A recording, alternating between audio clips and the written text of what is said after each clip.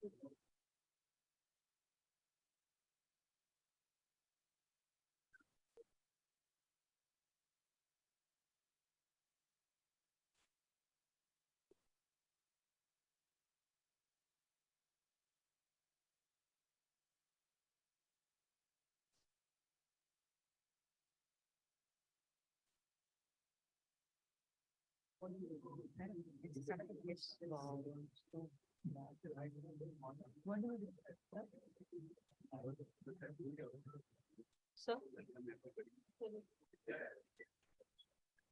can someone go and sit with us, like beside this emptiness, we are asking somebody to sit.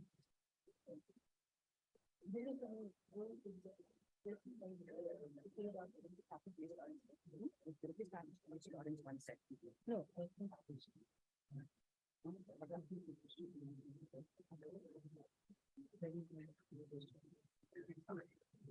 start and then teamwork. Team में कुछ नहीं है इसमें. Everyone. Both are working. Okay.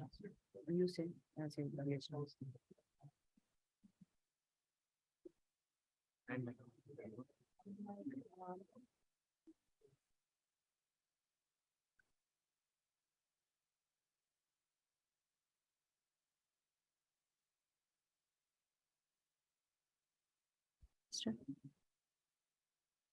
Good evening, everyone. Good evening, ladies and gentlemen.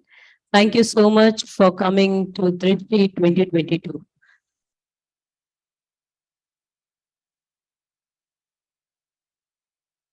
C.H. Lawrence once said, "The fairest thing in nature, a flower, still has its roots in earth and manure.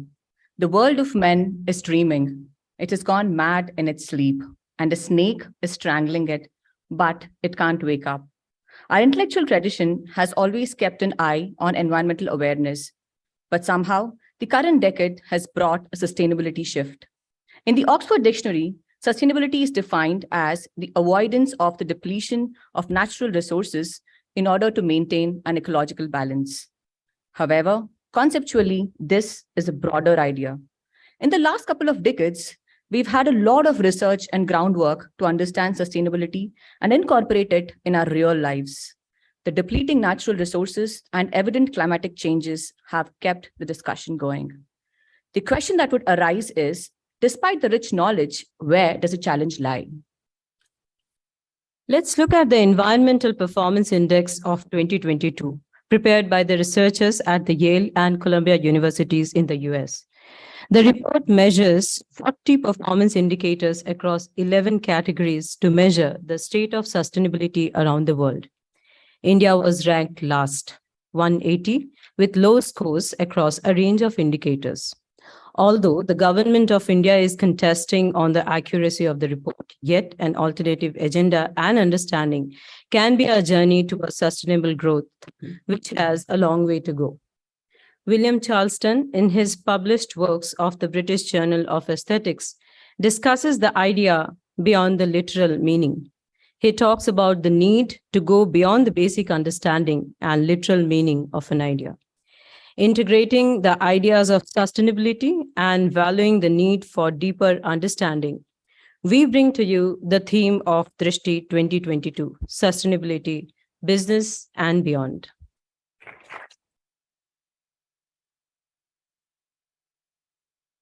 Drishti, being one of the celebrated business summits organized by the IIMB PGPM cohort, intends to bring in the best business insights and collaboration from various communities. We envision the future of business and provide a platform for active discussion in various fields of business growth, implementation, and sustenance. Despite the unanticipated halt brought on by the pandemic, PGPM batches have successfully hosted the Digital Summit online with active participation from entrepreneurs and business community from across the world. Drishti 2021 revolved around the core theme, Resurgent Growth, Building Back and Better, and was well received by the audience and fraternity. Drishti 2020 had an active participation with contests to Leadership for Global Excellence, while Drishti 2019 celebrated a vision for leadership. IIMB as a community has been actively contributing towards the sustainable growth of the country. We believe that integrating the ideas of sustainable growth within our systematic thought process is one of the keys to achieving the same. Being a growth economy, it is important for us to understand and value the tireless efforts by our sustainability champions in improving our lives. We are honored to have amongst us Ms. Tulsi Gowda. She is a celebrated Indian environmentalist from Honali village, Ankola Taluk in Karnataka state. She's planted more than 30,000 saplings and looks after the nurseries of Forest Department.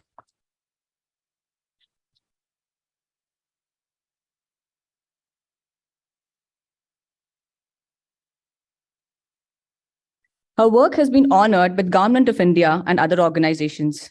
In 2021, the Government of India awarded her the Padma Shri, the country's fourth highest civilian award.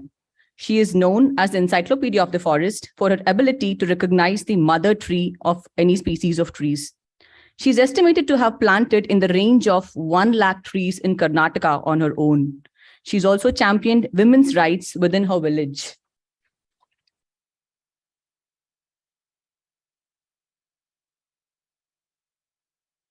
We would now like to welcome our director, Sir Professor Rishikesh T. Krishnan, who is an eminent academician and an author from the field of strategy and innovation.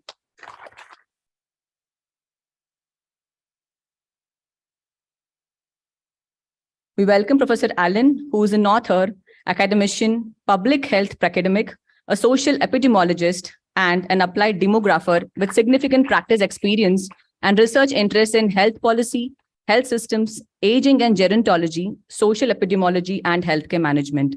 He's also the chairman for PGPM 2 years MBA program. We would like to invite our esteemed guest to kindly light the lamp.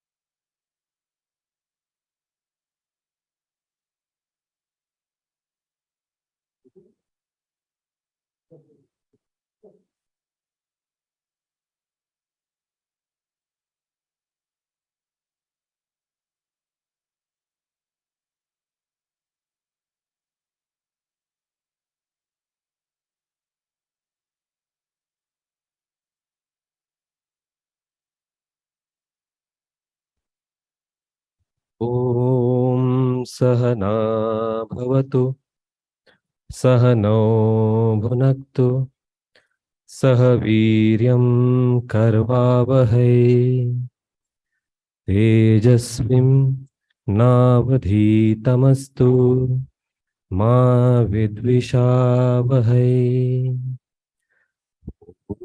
ॐ शान्ति।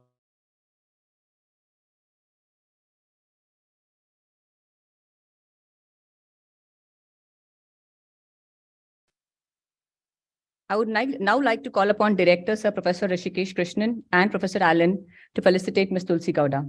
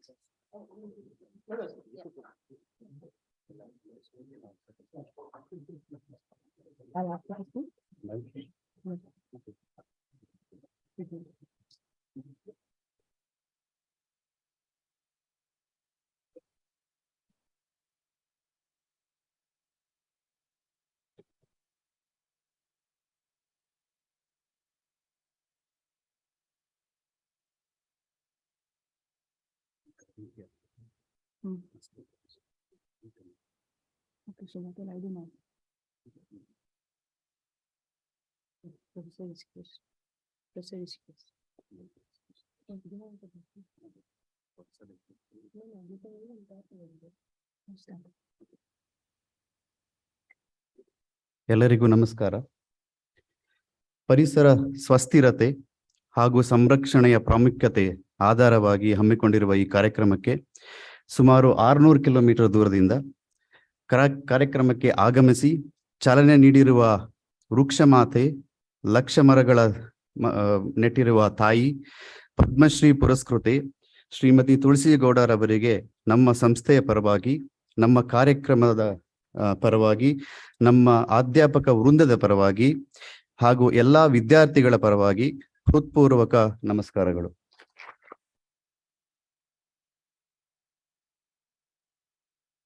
ತಮ್ಮ ಅಪಾರವಾದ ಅನುಭವ ಹಾಗೂ ಸಾಧನೆಗಳು ನಮ್ಮೆಲ್ಲರಿಗೂ ದಾರಿದೀಪವಾಗಲಿ ಹಾಗೂ ಪರಿಸರ ಕಾಳಜಿಯನ್ನು ಮತ್ತಷ್ಟು ಉತ್ತೇಜಿಸಲಿ ಎಂದು ಆಶಿಸುತ್ತಾ ಸಭೆಯನ್ನು ಉದ್ದೇಶಿಸಿ 2 ಮಾತುಗಳನ್ನಾಡಬೇಕೆಂದು ಕೋರುತ್ತೇನೆ.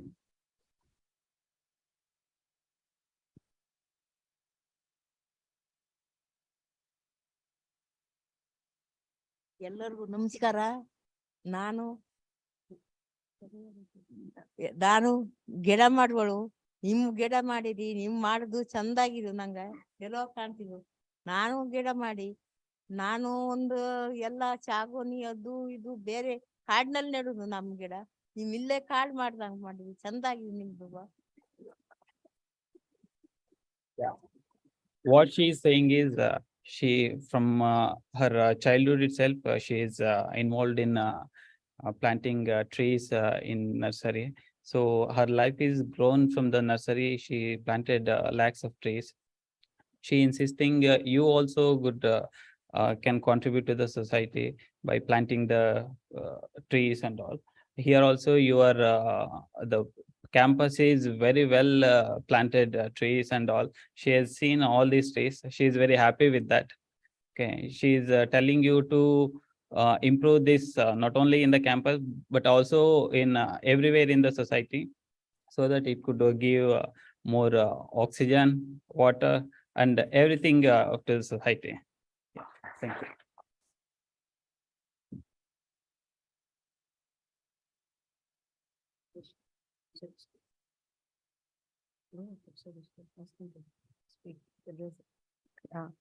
I would now request Professor Rishikesh T. Krishnan sir to address the event.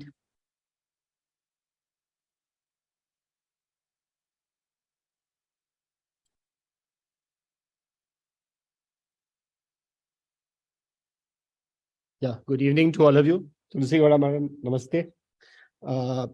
So first of all, I'm delighted that we are all here this evening for this event. Let me congratulate the PGP-EM team on multiple counts.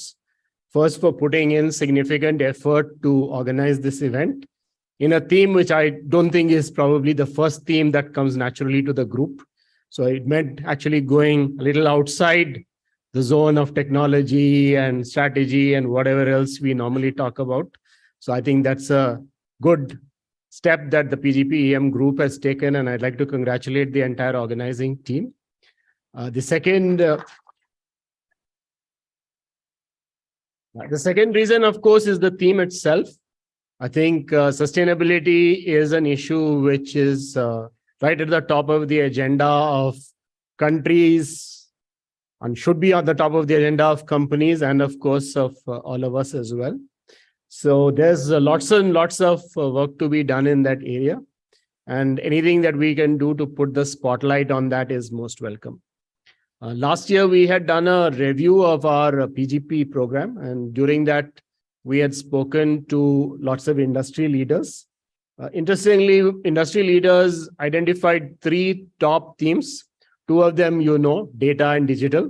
The third one was ESG, which of course encompasses sustainability as well.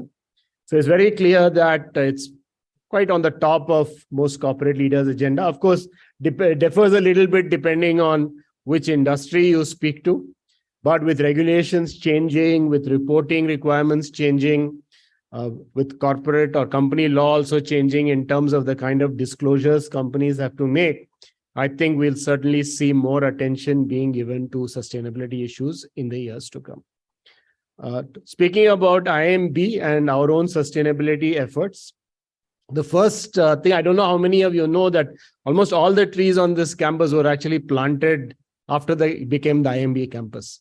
If you look back at photographs, before the campus was constructed, there was hardly any vegetation on campus. So particularly if you look at the hostel area, it was absolutely barren. So I'm not saying there's anything to take credit about, but I'm glad that we have actually nurtured so many trees on campus. I don't know the exact number. Somebody told me it's 30,000. Somebody told me it's 10,000, whatever be the number. It's in several thousands. And we've also made some efforts over the years to enhance biodiversity. When the first round of plantation was done in the 80s and 90s, at that time, a lot of the trees grown were of similar species, and some of those species are not very good for other plants and trees. Like we had subabul, we had eucalyptus, and so on. So there was another round of, we can say biodiversity creation, deliberate one, which happened somewhere about 10, 12 years ago, maybe a little more, 15 years ago, when all those parasitic species were cut down and we grew fresh trees. Now, many of those trees have also started growing tall. So now if you go around the campus, you'll see quite a high degree of biodiversity. A lot of the species are also local species, which are much more long-lasting and much more in tune with the environment. We are currently pursuing multiple sustainability initiatives on campus. And I know PGPEM group is not a group which is here on campus, but please feel free to participate in these if it's convenient to you. Let me just mention what some of the initiatives are. One of the initiatives is to enhance rainwater harvesting. We have quite a good rainwater harvesting system on campus, but there's a need to dig more wells, identify the right places to dig them, and also improve the whole system. So that's one initiative we are looking at. Second initiative we're looking at is improving recycling. This is something where all of you can contribute. Even those couple of days in the week when you're on campus, please make sure you use the right bins for the different stuff when you're throwing things away. Because we also have a team which does segregation at the back. If you haven't seen that segregation facility on one of the weekends, please go and visit it. It's on the back corner behind the sports complex. And so that there's quite a tough job they have in segregating, because often we don't follow the segregation protocols and we put things in all the wrong bins. So it'll be really helpful if during your few days on campus, you can observe the segregation protocols. We're also looking at an initiative to reduce paper consumption. That's a big challenge for us because a lot of our course and teaching material is currently in paper form. And there are some conflicts we are trying to address. For example, the open book exams, sometimes the professors want you to have the cases and printed material, but they don't want you to access other things online. So how do we make it electronic without your being able to access other things? These are all challenges we are trying to figure out right now. So that's another big initiative. Of course, usual things, water, reduction in water consumption, reduction in power consumption. These are obvious things we are looking at. So I think I mentioned most of it. The other thing we are planning to do is we are planning to increase the amount of solar power generated on campus. You might have seen on top of some of the academic buildings, we already have solar panels. I've been told that about 15% of our power is currently being generated by that. We want to increase that number. So we are looking to see where are the other rooftops where we can place solar panels. And that's something we are hoping to do in the next year or so. So all of this is being done under the supervision of a sustainability task force, which is led by Professor Harita Saranga from the operations management area. So if any of you have any interest in this, please reach out to her, and I'm sure she'll be happy to find some way you can connect with this initiative. So I think there's lots of work to be done on campus itself, and I invite all of you to be a part of that. So once again, let me appreciate the efforts being taken in this particular event. I was also told that they're trying to be a zero waste generation event. I hope that's true. Let's see at the end of it how much waste is generated, or even if you minimize, I think that's a good enough effort for this time. So best wishes to all of you. And let me again thank Tulsi Godavre for being with us today. It's a real honor to have somebody who has devoted her life to sustainability to be among us. I'm not sure we are really all deserved to good enough to be in her company, but that's a discussion for another day, I suppose. So anyway, thank you all for being here and have a good event. Thank you.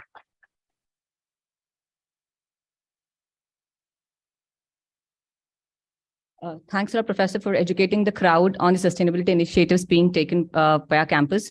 I guess now the PGPM students have more reasons to come back to campus on weekdays as well. So now I welcome Professor Allen to speak a couple of words on the event.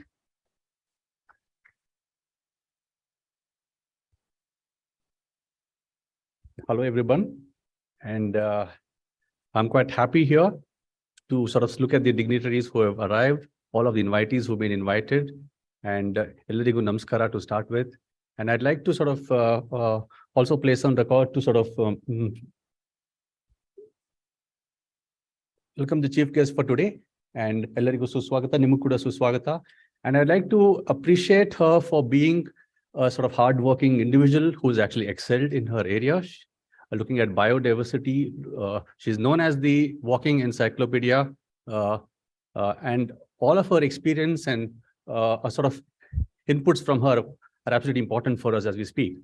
As we speak about the ESG angle to business that we speak of today, and a lot of socially conscious investors are also looking at how can we enhance ESG compliance within organizations. So it's quite interesting that the PGPM SAC has come up with this novel sort of theme. And as they were trying to initiate this exploration with me initially, I was absolutely happy with this theme and said that like, it seems to be a very exciting thing that you should be working on. And I'm very happy that it's now happened up to a point of, actually taking place. I'd like to welcome all the dignitaries. I'd like to welcome all the speakers who have agreed to this event. And my best wishes to Drishti for this year and all the best to you all. Thank you very much. Yeah. The thing I should add is also that you can see what one individual can do. So, for those of you who are looking for some purpose in life, there seems to be some good examples of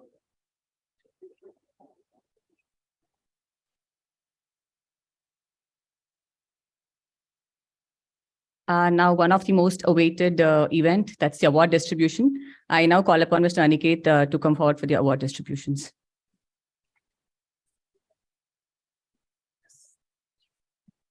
Good evening, everyone. Dhanyawada Tulsi Gowda Aure. Thank you, Alan sir and Rishi sir, for your wonderful words of wisdom and for addressing the gathering. Greetings, everyone. Thank you for your warm reception to Drishti 22. I am Aniket Mohan Rao, lead competitions for Drishti 22. Hashtag the biggest Drishti ever. As you all know, we have had 5 competitions running since the last 2 months for Drishti 22. And we are proud for this to have been one of the largest contests organized at a Drishti event so far. Okay. Thank you, sir. You continue to teach us every moment.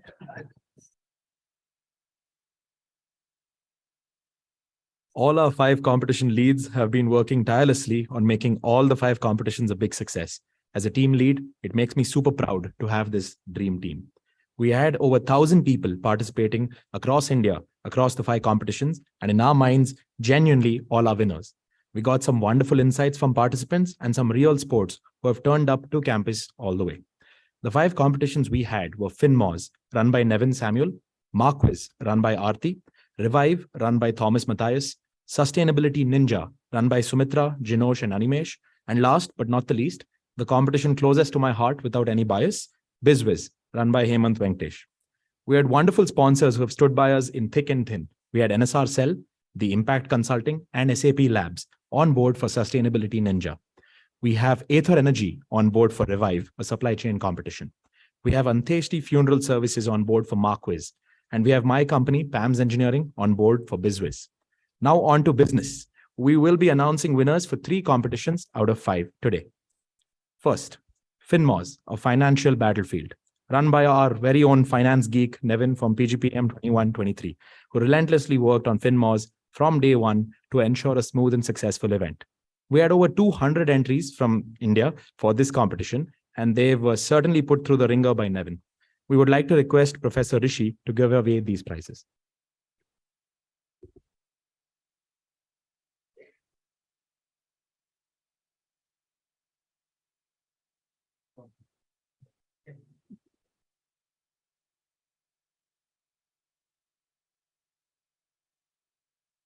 So our second runners up for FinMOS are Team Magnum Opus from IIM Bangalore. Anyone from Team Magnum Opus? Okay, wonderful. All right. So we'll move on to our first runners up, Team HNI, again from IIM Bangalore.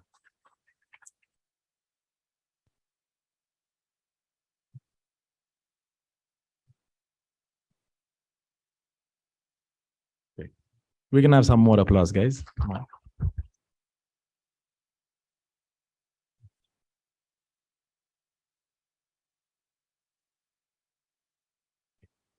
And our winners for FinMOS, Team Fin Acers, again from IIM Bangalore.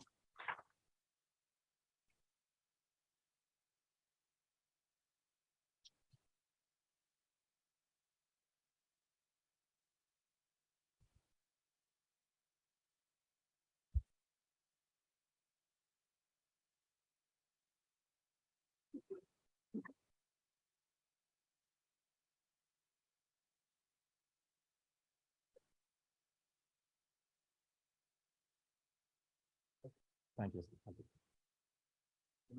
No, done, sir, for now. Thank you, Professor. A big thank you to all the participants who gave it their all and showed real enthusiasm and vigor to make this a successful event. Now, heading to Marquiz, a marketing marathon. We had over 50 participating, and we have the top 3 here for you. None of these teams are on campus, as in true marketing fashion, they have let their work do the talking. We will not be giving prizes offline, as they are all present in the Zoomverse and are watching online. Our second runners up for Marquiz are Team Pat Matt from IIM Bangalore. The good news for IIM Bangalore stops there, because our first runners up for Marquiz are Team T Trio from IIM Ahmedabad. And our winners for Marquiz are Team Zeitgeist, again from IIM Ahmedabad. The checks and certificates will reach you in a few days' time. Thank you to all the participants who gave it their all to make it a successful event. The backbone of this competition has been another one of our own, Shruti Reddy from PGPM 2224, whose Anteshti Funeral Services had sponsored this event. A big shout out to our marketing whiz kid, Aarti from PGPM 2123, for relentlessly working on Marquiz from day one to ensuring a smooth and successful execution of this competition. Now on to BizWiz, a B-Plan showdown. We had over 50 teams participating in this event as well. From all over India, the ideas, questions, comments, concerns flowed right from day one. These teams are all on campus today to battle it out in person. We would like to request Srimati Tulsi Gowda avare to give the prizes. Madam, ನೀವು prize ಕೊಡ್ಬೋದಾ? ನೀವು ಅವ್ರಿಗೆ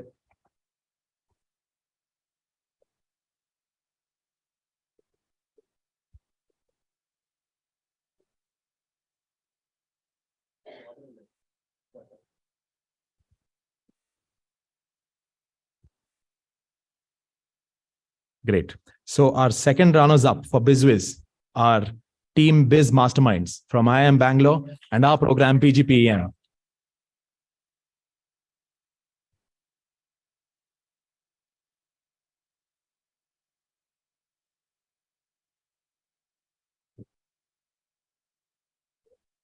Yes, take the prize from ma'am, please. The second runners up. Yes.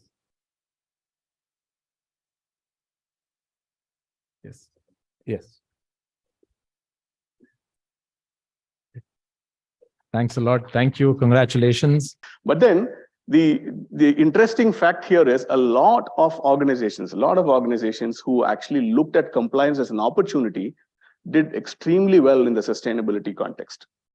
Now, if you take certain regulations that are actually where they foresaw that much earlier, and started building innovations for those, meeting those compliance standards much ahead of time, you saw those companies actually doing pretty well. There are a few cases. In fact, I would recommend that you take a look at this paper that they have written. It's amazing as to how they brought out examples of certain organizations who have really created compliance as an opportunity. The second step, once you actually say, okay, I am innovating in terms of and I'm also influencing, countries through the regulations and compliance frameworks. How do I make value chain sustainable? I saw some awards being given now for supply chain, was it? Yeah, so on the supply chain side, I think a lot of innovation has happened in bringing sustainability in the supply chains. So making value chain sustainable is the second big thing they saw for companies who actually want to improve their sustainability quotient. The third thing, of course, once you actually have this, when you actually look at the value chain or supply chains, etc., which is current business, obviously in the future businesses, you got to design products and services that are more sustainable in nature. That's the third trend they saw, right? Which, if you look at that as a challenge, then there is an opportunity also along with that challenge, right? So the opportunity that it presents itself whenever you face a challenge is obviously leading you to develop more products and services. The next point they actually brought out is innovative business model. So while I can have the same products and services, are there better business models that actually can be brought upon, which will improve my sustainability quotient? Was the next point that came. And the final one is about creating next practice platforms. Sorry, was there a question? So the final point is very interesting because they said change the game. You actually need not play the same game the same way, even in the context of sustainability. And that created a lot of next practice platforms that we see today. This was 10 years ago. But then one interesting thing at the center of all this, if you notice, and that's what I'm coming to in our topic, is talent. You need actually people who can think of this, right? Who can actually execute this, who can be imaginative, who can actually bring innovation to the table, at the same time bring in profit. So we call that profit with a purpose, isn't it? So how do I actually bring profit to the purpose? And all that finally boils down to what's the talent you have in your organization, in your business. And that's why we said we take up this topic of designing talent. Can I actually design talent? It's a very, looks like an oxymoron, but then let's see. We said talent at the center. If we keep the talent at the center and actually look at the talent, the people who are there in our organization, how do I actually design them for, such performance? Can they be designed? Can I actually design talent for sustained success? We talk about, how many of you are in the HR field here? Anybody? Okay, one, two, a few of them. So we actually generally say talent management. How do you manage your talent in your organization? How do you nurture them? How do you enrich these people by providing learning opportunities? How do I retain them? Of course, the big word in the last 2-3 years, I guess, right? How do we read? But then have we actually thought about how do we design them for success? And if you can actually design your talent to meet their potential and actually achieve success in line with sustainability goals, then will that person, not be so happy being in the organization? That's the question, right? And how do you design such a space for it? And that's going to be a very simple thought process that we will look into over the next 15-20 minutes. So I'm taking you on a very different tangent now. This is a slightly interesting tangent, right? So I know I'm assuming a lot of us are avid moviegoers. So if you look at talent and look at how do I unleash potential in that talent, there have been some few movies who have brought that out, right? Some of them and some questions now. That's the interactive part. So in Dangal, I'm calling it sustained focus. There's the focused attention that is being brought in, right? Border. Any of you have seen this? This is a pretty old movie. Yeah. What's unique about it? Huh? Length. The length of the border is also long. I mean, it's very high, isn't it?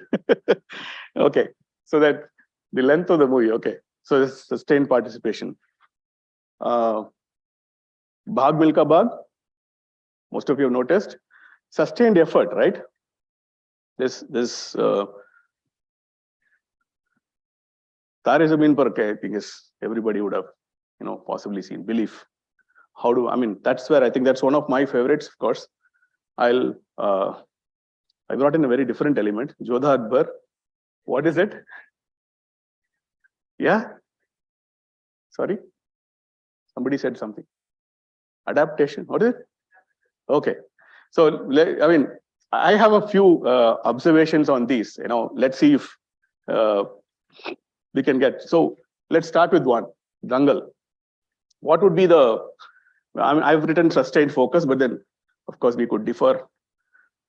And this is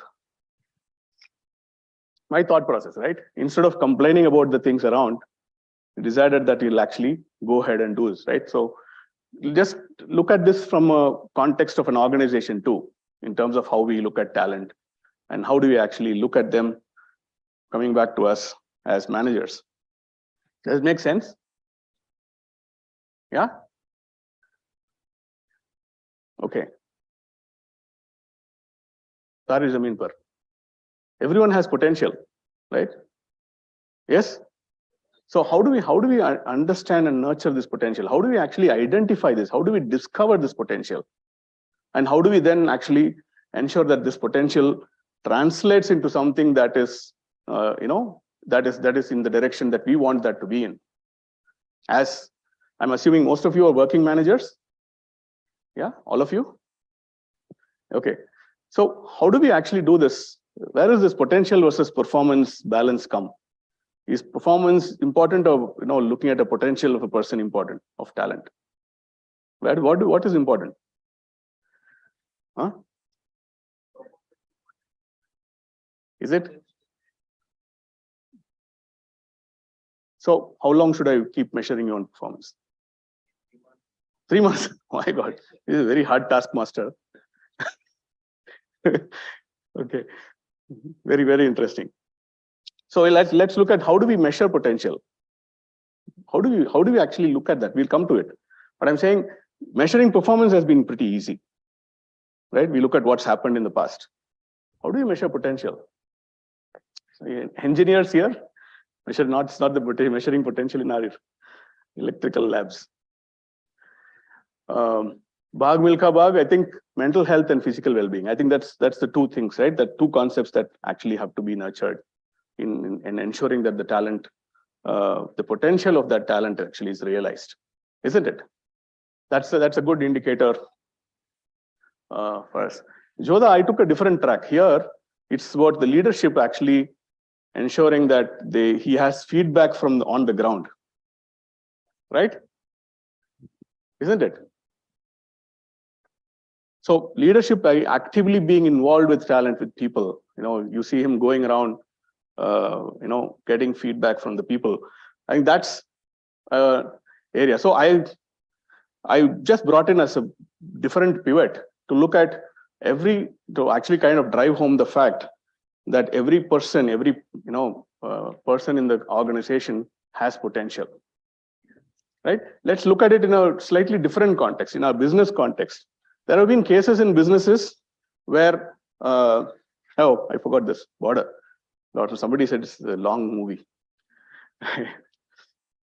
Okay, so this actually, to me, the takeaway here was how the leader actually stays with the team. He actually goes and fights in the trenches with the team when it's needed, and that's kind of how they realize their potential. So the third, in the business context, I'm looking at it now from a business context. There have been some cases of extremely good innovation in the sustainability field, where success of business and sustainability have gone hand in hand. Some of the key things that I just wanted to bring to attention here. IKEA, we all know IKEA, right? Sustainability has been at the core of IKEA for a very long time, and that's also a part of their reason for being successful. Unilever, in fact, the global product strategy very clearly states that every single thing that they do has to have sustainability as a. Anybody from Unilever here? No. Nike, we know, we've been, every supplier that they actually talk to, they have stringent compliance standards for sustainability. And in spite of doing all that, they are still, ranked very well in terms of a brand. And people do respect that, right? So let's come back to how do we map these two? We looked at a context which is more for the normal person. We looked at the business context, and then we are saying, okay, talent is at the core of all of this. Then what is happening with the talent here today? I'm kind of bringing us back to ground and saying, where are we today? If you can relate to some of these today, then we'll look at how do we actually then find out who is this who are these talented people whom we have to actually encourage, and how do we do that? Somebody said performance, right? So that's the last one. So can we identify this performance? Usually, if you notice, performance appraisals are the toughest periods that we all go through, isn't it? But then for the potential, how does a manager rate somebody's potential? Can someone tell me? Performance is fine. You have your KPIs or KRAs or whatever. You have objective numbers. You have 1 to 5, 1 to 10, whatever it is. You have a score. You did your numbers. You did not do your numbers. Great. But how do I actually know that this person, maybe he's not in the right role. Maybe he's actually should be in a different role, or his potential is different. He's possibly having other issues with this. With the kind of role that he's playing at this point in time, and hence it may be affecting performance. So how do we do that? Yeah, sorry. Yeah, okay. Okay.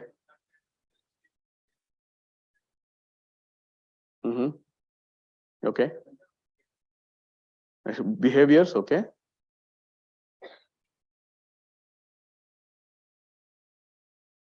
Shows enthusiasm. Okay, a lot of, okay. How do we measure it? Proactive. Okay. Being proactive means, so can I delay something and then become proactive next time? Okay, I don't know.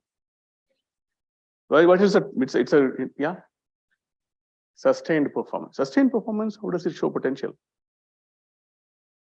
In an increasing way, okay. But how does that relate to potential?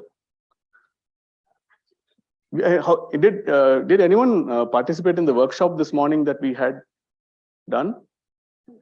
Not from here? Okay. So we did a very small sample of the process that I'm going to talk about for identifying potential and how do we, build that in the morning. I thought some of you may have participated in it. Okay, anyway, let's move on. This is my question, right? There are many ways to measure performance, but how do we measure potential? It's been a question, right? Can there be a potential reflection? I mean, how do I know my own potential? If I ask you, okay, what's your potential? Some of any entrepreneurs in this group? Oh, okay. You are the PAM engineering. Oh, okay, that's your company. Great. So, how did you realize your potential that I need to actually be doing something on my own? Okay. Dad set it up. Okay. Okay. Fair enough. So I can relate to some of these things myself. Okay, when I have been on both sides. I've been, typical corporate manager, employee, grew up the ranks, and then I started my own venture 12 years ago.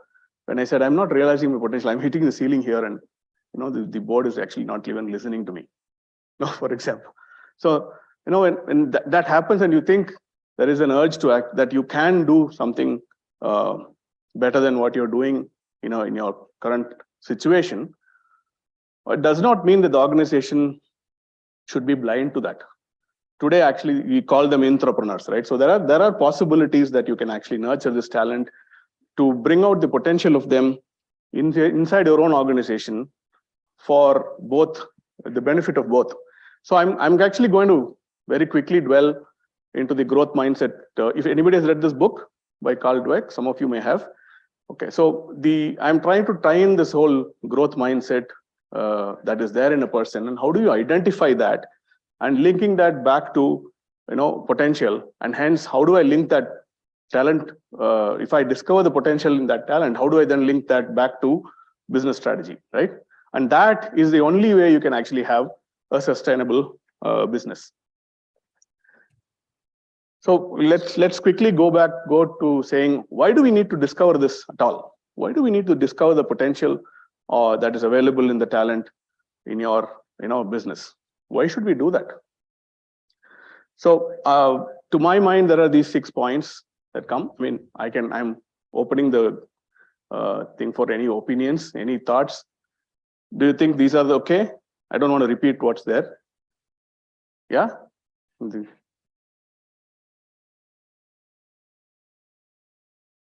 Yes? Do we all agree? No? Yes or no? Yes? Okay. So I'm actually going to then start looking at the word design. We look at talent.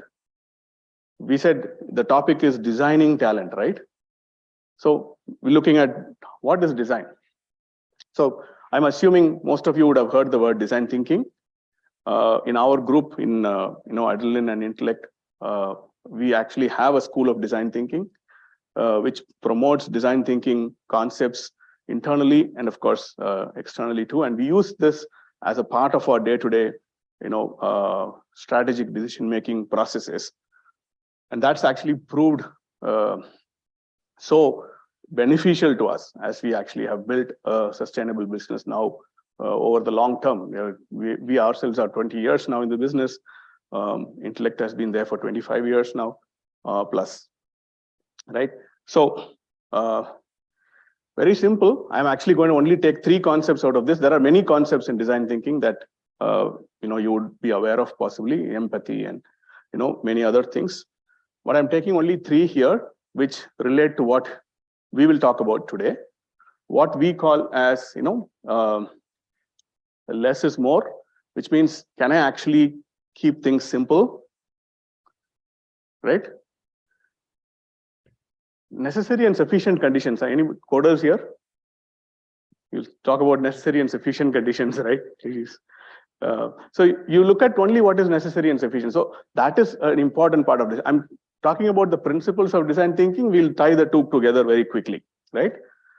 We also talk about 1,000 gram, 100 gram, 10 gram theory, which is nothing but actually prioritizing, in a way, and saying what are those critical things that we need to focus on, and take only those high impact items for working upon in your strategy at the initial decision making cycle. The last 2% is 200. Most of the time, how projects go, right? The last 2% is where most of the struggle happens. On the other side, 98% of the work happens in the last 2% of your calendar timeline. That's the student syndrome, right? The sessionals, or what do you call it, sessionals, or you must be having something, right? The midterms or yours. And I'm sure 98% of the work happens in the last 2% of your time. Correct, right? And that becomes the most important finally, isn't it? So anyway, so maximum attention is given last mile And that's a fact. I mean, but then if you focus on that very well, you generally find out that you actually kind of come out with green, colors. Now, while we keep this now, we are kind of going to tie all these dots. Okay, so we said talent. We said how do we identify potential? The question stays there. We looked at some principles of design thinking. I mean, I'm kind of compressing what typically would take 2 hours into half an hour, guys. So pardon me if I'm running. This is the typical plot we all know. How do we actually look at? I've actually added a third axis. There are 2 axes that we all know is potential and performance. The third axis I've added is willingness and commitment to win, isn't it? You can have the greatest potential. You may be performing okay, but if that willingness and commitment to win is not there, then you don't find that talent actually being, reaching that person's potential over a period of time. It doesn't happen. We know this guy is extremely good. He's okay. He's performing well too, but he doesn't have the urge, right? He or she is not willing to put that to practice. So after 2 hours, he says, I'm okay. My job is done for the day. So how do I actually then look at talent here, and how do I design the organization for nurturing this talent? That's the key question now, right? And we all know this. I mean, HR guys will know this. 9-box matrix. This is how typically succession planning happens in organizations. You have the, high and low performers and, the high and low potential people out here.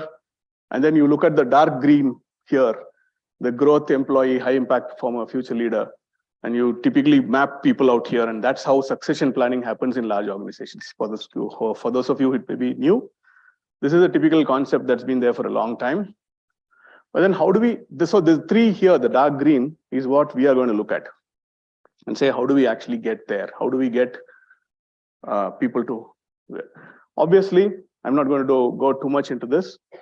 All the participants in the organization need to be aware that this designing this talent has to be a culture within the organization. It has to be from everybody, not just the leadership actually kind of trying to push it through. It's about everybody, the line managers, employees, this other stakeholders. So there's got to be a cultural mindset shift in doing this. So, okay, so I'm coming to the interesting part now. So somebody said behavior, right? How do I actually measure potential? Yes. Now, what we have done, we've actually, our chairman, Arun, and the think tank at Intellect have actually come out with our experience, with our own practice of being in this space for many years. We've actually identified how and what are those aspects or dimensions that can actually help us evaluate the potential of a particular person or a talent, right? So it's in the mind, behavior. It's in the mind, mindset, right? So we actually look at it as 6 different minds. It starts off with the imaginative mind. You got to have an imaginative. An imaginative mind is about dreaming, about looking at the future and what your future reality is going to be. And that ability to look at the future is one aspect. Second is the learning mind, right? The learning mind, again, obviously we all get richer by learning. So how do I actually, call it the sharp and the genius in you? But I think that's the second aspect that we actually look at, the imaginative mind and then the learning mind. But then all this wouldn't matter much, like our friend there said. If you don't show results, you got to show results. So there has to be a result-oriented mind, right? These are some design thinking terms. I will leave that to later when we possibly have a longer session, if at all I get the opportunity. Shift left, shift down, and shift out are concepts in design thinking. And that's actually means result orientation, right? The fourth mind that we talk about is called the effective mind. How effective are you in, understanding a problem? How effective are you in resolving conflicts? How effective is a person, in managing his anger management, etc. Right? So that's the effective mind. And then as a typical manager, a leader, as you grow in the organization, you need to also be an influencer. So how do I actually look at your influencing mind? And influencing, obviously, here in the positive sense, right? Towards a positive outcome, towards the strategy that we all want to achieve. And that's the influencing mind.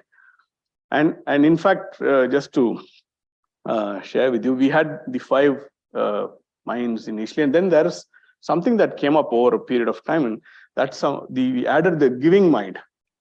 The giving mind is also a very, very integral part, and we, in fact, now we realize it's a very interesting part of talent, measuring talent potential, because a person, a leader, a manager who actually has the giving mind actually brings up much more, outcome from their teams and their, in their functions than somebody who is only a person who is receiving. So the giving mind. So we have actually looked at these dimensions, and we've created a certain framework out of these 6 dimensions that can help us identify how somebody's, what is somebody's, potential in the organization. That's what we will come to. So what happens when we look at these 6 minds and actually ask? So the framework itself is how we design this whole framework is you have certain questions that are framed. I think somebody asked me certain questions earlier. So we talked about certain questions that can be asked to people and make them reflect on those questions. So if I have questions around these 6 minds, and depending on the person, the person's role in the organization, I can actually look at what sort of questions, if I ask that person to reflect upon and ask their peers, ask his or her peers and other stakeholders to actually also answer the same questions about that same person. If somebody any of you have implemented anything called a 360-degree feedback in your organizations? Yes, something similar to that, right? So let's say we have these questions that you actually answer for yourself, and then there are other peers. So you do your, manager and your, other stakeholders in the organization also looking at the same questions about a person. Then that gives a 360-degree holistic view of that person's potential across these 6 dimensions. And how do you then look at that? Then you actually, from the responses that you get, you can look at what are the known competencies. Obviously, it comes out very quickly because that's something the person knows, answers. Others also have seen that person exhibit those competencies. So that's very clear. Known areas for development also comes out pretty clearly, because that's, that this person, he or she herself would actually look at that and say, these are things I'm not sure. But then the other 2 are important. How do I tap those hidden strengths, and how do I find those blind spots? The person is blind. So somebody says, I am actually a great listener, and everybody else actually doesn't think so. Then there is a blind spot, right? A simple blind spot. So that's the way we actually kind of plot it later and find out how do we, then unleash potential by looking at the responses that have come. So this is how how we have actually designed this whole method of identifying talent potential, right? And this is very similar. In fact, the analogy that one of came about, I think, when our discussion was, how do you do the MRI scan of a person? You can the mind scan that you have here of these 6 different dimensions brings out the typical internals of that person's mindset, and that is something we can plot like this. Now it's called the radar chart or the Johari window, and we look at for example, there are two different managers, and there's that manager who is more learning and influencing, and there is another person who is result oriented and imaginative, right? So if you look at the two different types of managers, then you know which kind of a person or talent can actually fit into what kind of a role inside the organization, and that actually gives that person the best chance to succeed in the organization too. And these are, by the way, these are actual anonymized values from our own organization. Okay, and that I come to the last bit, and that's where we actually do what is, like I said, we call it the talent scan, and that brings out the ability for designing your talent, looking at their potential, discovering the talent in available in an organization, and move them towards a sustainable business strategy, right? And we deliberately added this called delivering more with less, which means today's environment, we all know, right, how much we are scrounging for talent. But I just wanted to say there is a methodology that we can use that can actually help us deliver more with less, which means deliver more outcomes with lesser people, lesser talent. And very quick summary. Am I on time? Thank you. Obviously, designing talent is not the responsibility, like I said, of the HR function. Everyone plays a role. Talent potential discovery. I mean, I think that is the most critical point that I wanted to convey in this whole address. So how do we discover that talent? That's the starting point, isn't it? And that's where we want you to focus on, which is how do I discover talent in order to then actually build upon that and have the right opportunity for the talent to actually shine inside the organization. So we call it designing talent for high performance, and that is possible. And we have seen that by if you actually look at an objective way of handling this, though it looks very subjective, it can be brought into a certain quantifiable framework in order to then build that as a part of our business strategy, right? That's where we are. Thank you. Any questions? I'm happy to take. Thank you.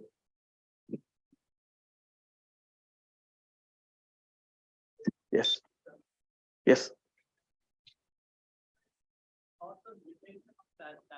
Okay. So in what sense? From what angle?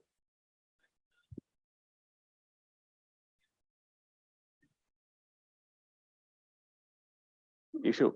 Yeah.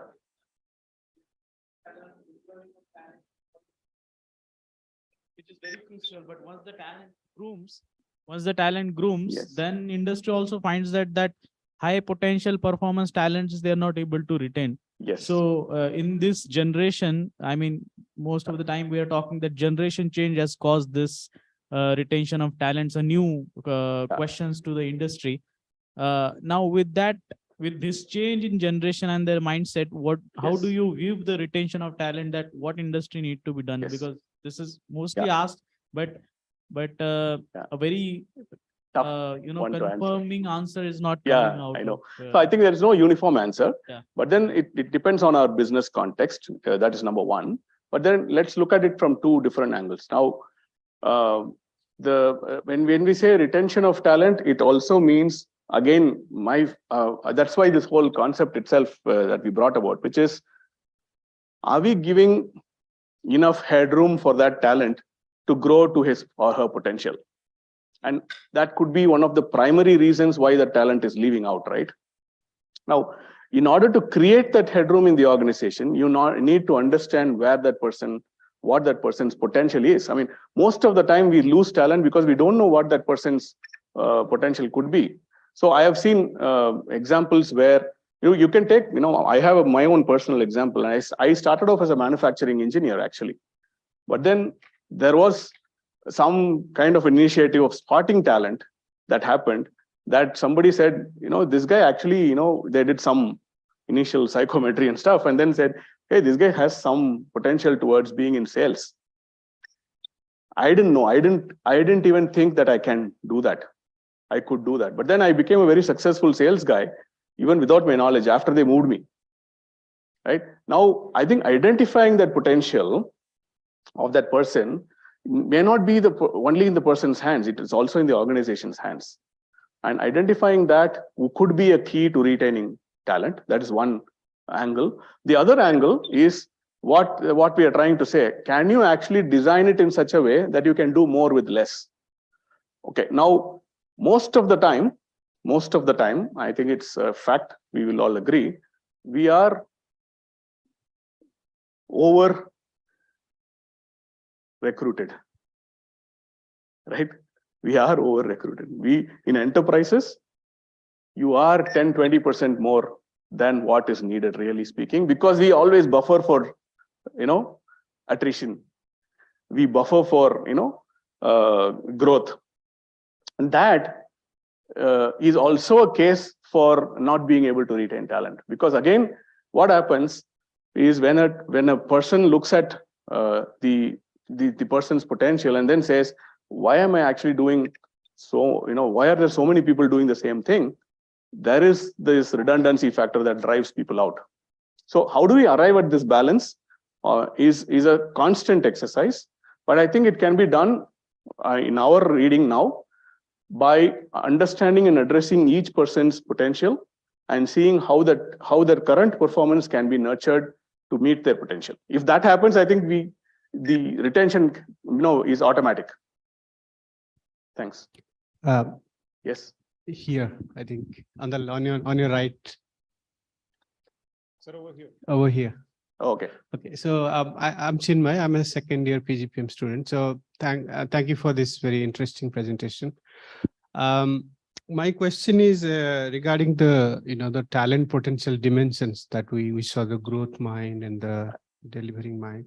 So what are those, if I'm looking from entrepreneurship perspective, what are those few characteristics that you would attribute to a entrepreneurship capability type of person? Like what kind of mind a person will be good for entrepreneurship or even entrepreneurship in my team, for example? Okay. So yeah, it's an interesting question. How do I understand the weightages of these minds that are needed for different roles in my organization? Right, correct? Exactly. So I think that is something that we are evolving. There is a way we have to do this. And it comes, I think, over a period of time and also monitoring the outcomes out of these exercises. So for example, we started off with a 1,000-point, kind of a thing where we looked at weightages across these minds and said, if I am particularly, let's say I'm a departmental head, then what should be the weightage that I should give? For example, in the mid-managers, we may say, okay, giving mind may not be there, need not be there. The other 5 minds are good enough. But if you're a leader, and if you're an entrepreneur especially, I think you're giving mind that has to be some really good weightage. Otherwise, all the load is on you. Right, yeah. Right. Okay. So I think that is, for an entrepreneur, initial phases, again, it looks at, if you have to look at the growth phase of the organization and look at the weightages. So if you're in the initial stage of your organization, you're setting up something, obviously your imaginative mind and your learning mind has to be at its highest. Because you need to know what your future reality is, and then you have to fold that back to current reality. Right? Where do you want your organization to be or yourself to be in 5 years' time or 7 years' time needs to be your imaginative mind. And then you should actually fold that back to current reality and become a results mind as you start executing it. Right? So I think it's a very contextual thing, but then we can arrive at that over a period of time by doing this measurement periodically. That's why we are calling it talent scan. You got to do that scan periodically and change the weightages as the growth context of your organization changes. Yeah, got it. Thanks. Thanks. Thank you very much, Mr. Bharti, for this insightful presentation. Thanks a lot. Thank you. We still have questions, but I'll be sharing those offline because our next speaker is waiting. So I would like to invite Professor Allen to hand over the memento to Mr. Bharti.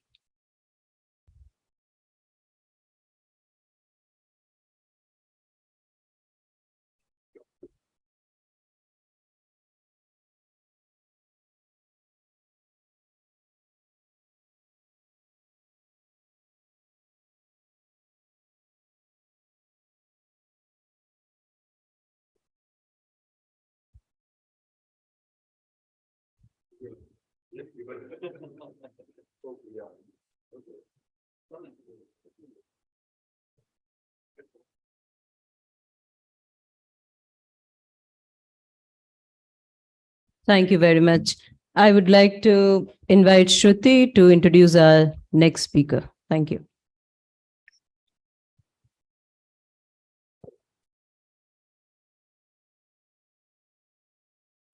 We would like to welcome our next speaker, Ms. Seema Arora. Ms. Seema Arora is the Deputy Director General in the Confederation of Indian Industry, CII. Ms. Seema pioneered the creation of services on sustainable development within the CII. She works on designing innovative products and frameworks to build the business case for the industry to invest in sustainability and CSR.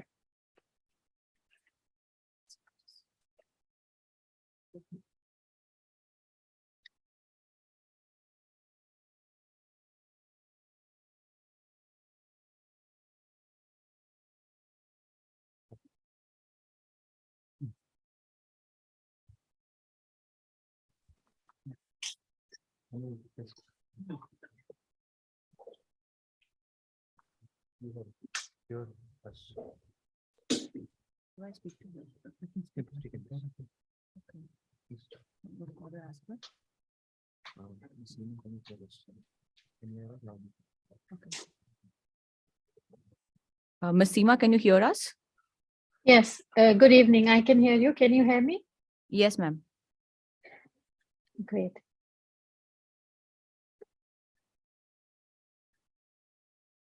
So would you like me to start or would you give me a cue to do that? Yes, ma'am, you could start. You already All introduced. right. Yeah. Thank you. Thank you so much. And first of all, let me thank the Institute and the students to invite for giving me this opportunity to speak to you today at this very important event. And I'm extremely delighted that the theme for this event is aligned to the future. Our entire future depends on how we look at the issue of sustainability. So today I would take this opportunity to talk to you about the most pressing challenge on sustainability that we all know we are facing as mankind, and that is the challenge of climate change. We all know that it is now an existential crisis. It is not something that we can say is far away. We are facing the challenge every day. While it's a challenge,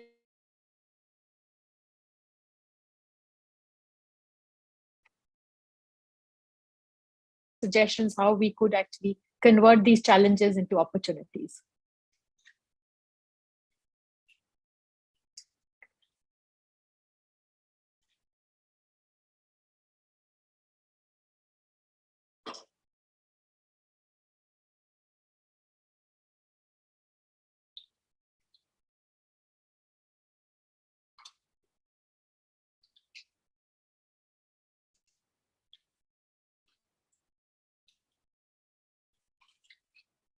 Are you able to see my screen?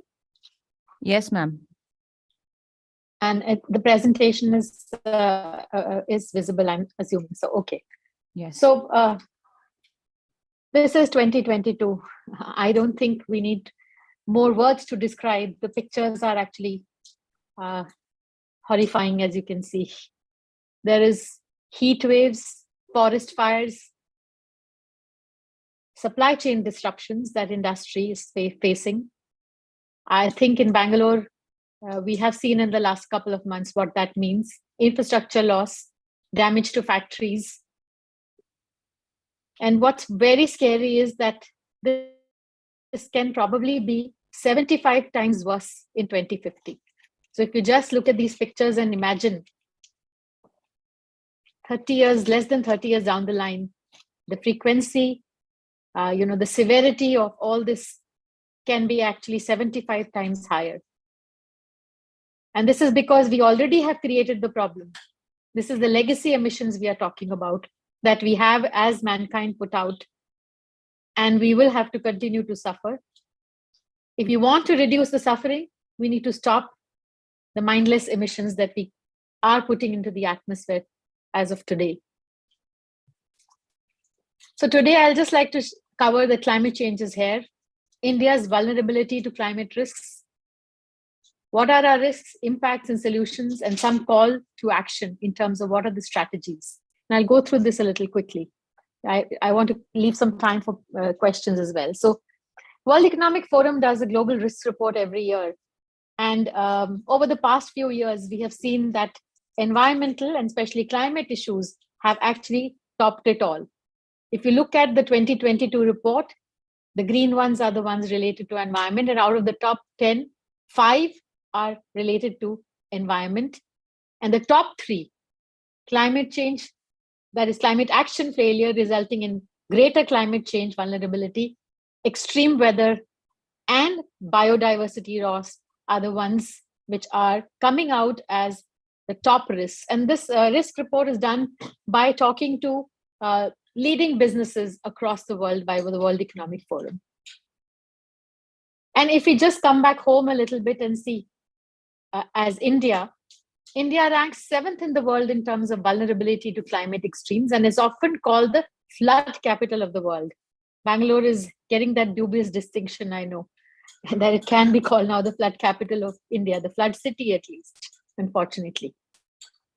An IPCC latest report shows how the frequencies of once in 10-year events will skyrocket. So what was happening once in a decade, how it will skyrocket under different warming scenarios, how likely it would be, right? So it says that heat waves will likely occur 9.5 times more if we cross 4 degrees centigrade. If we meet 2 degrees centigrade, we will still have heat waves, 5.6 times more heat waves, right? So this is really something, you know, very, very, very scary that we have to really look at. Yeah. All corners of our country are extremely vulnerable. It's not like we are not vulnerable. We have an extremely long coastline, as you know. So this makes us even more vulnerable. This just gives you a picture again. A picture talks a million words. So I think this can really say, but what it really says is southern zone is actually more vulnerable, followed by eastern zone in the country to extreme climate events and therefore the underlying compounding effects. And you can see the zone, the flood possibilities, vulnerability, the drought, and the cyclone. So if you see, southern is high on all, yeah, flood, drought, and cyclone. And I think we are seeing this every day now. So just a pause here to really reflect. Bill McQuire, the Emeritus Professor, Geophysical and Climate Hazards, University College London, said, we can do little to avoid the coming climate breakdown. We really don't have much. This is his book, Hothouse Earth, an Inhabitant's Guide. I recommend that some of you, if you're interested, should really pick this up and read it. Instead, we need to adapt to the hothouse world that lies ahead and to start taking action to stop a bleak situation deteriorating from further. In short, what the message here is that we need to adapt, need to build resilience, because what we have put out in the atmosphere is here to stay. And at the same time, start taking action to stop the bleak situation from getting worse. That's the call to action, really. Now, because we are talking to, you know, all of you who are at the Management Institute and also will be going into industry or starting your own enterprises, becoming entrepreneurs, etc. This is what the scenario for industry looks like as we speak. So these are the top climate risks for industry as we see today. First of all, there are huge financial losses from actual damage to physical assets and supply chain disruptions. These are now quantified, and there is data and evidence that we are having financial losses because of climate vulnerability and climate risks. There's also adverse impact on health and safety of people, thereby impacting both productivity and livelihoods. So if COVID was something we thought was, you know, a pandemic and which had so much adverse impact, climate is maybe 1,000 times more than what COVID can do, except that we won't see it in 1 year. And that's the problem, because we don't see it in 1 year, we don't take action on it. It is going on getting worse every decade or every 5 years, and now every 2 years. But we've reached this over a period of maybe several decades.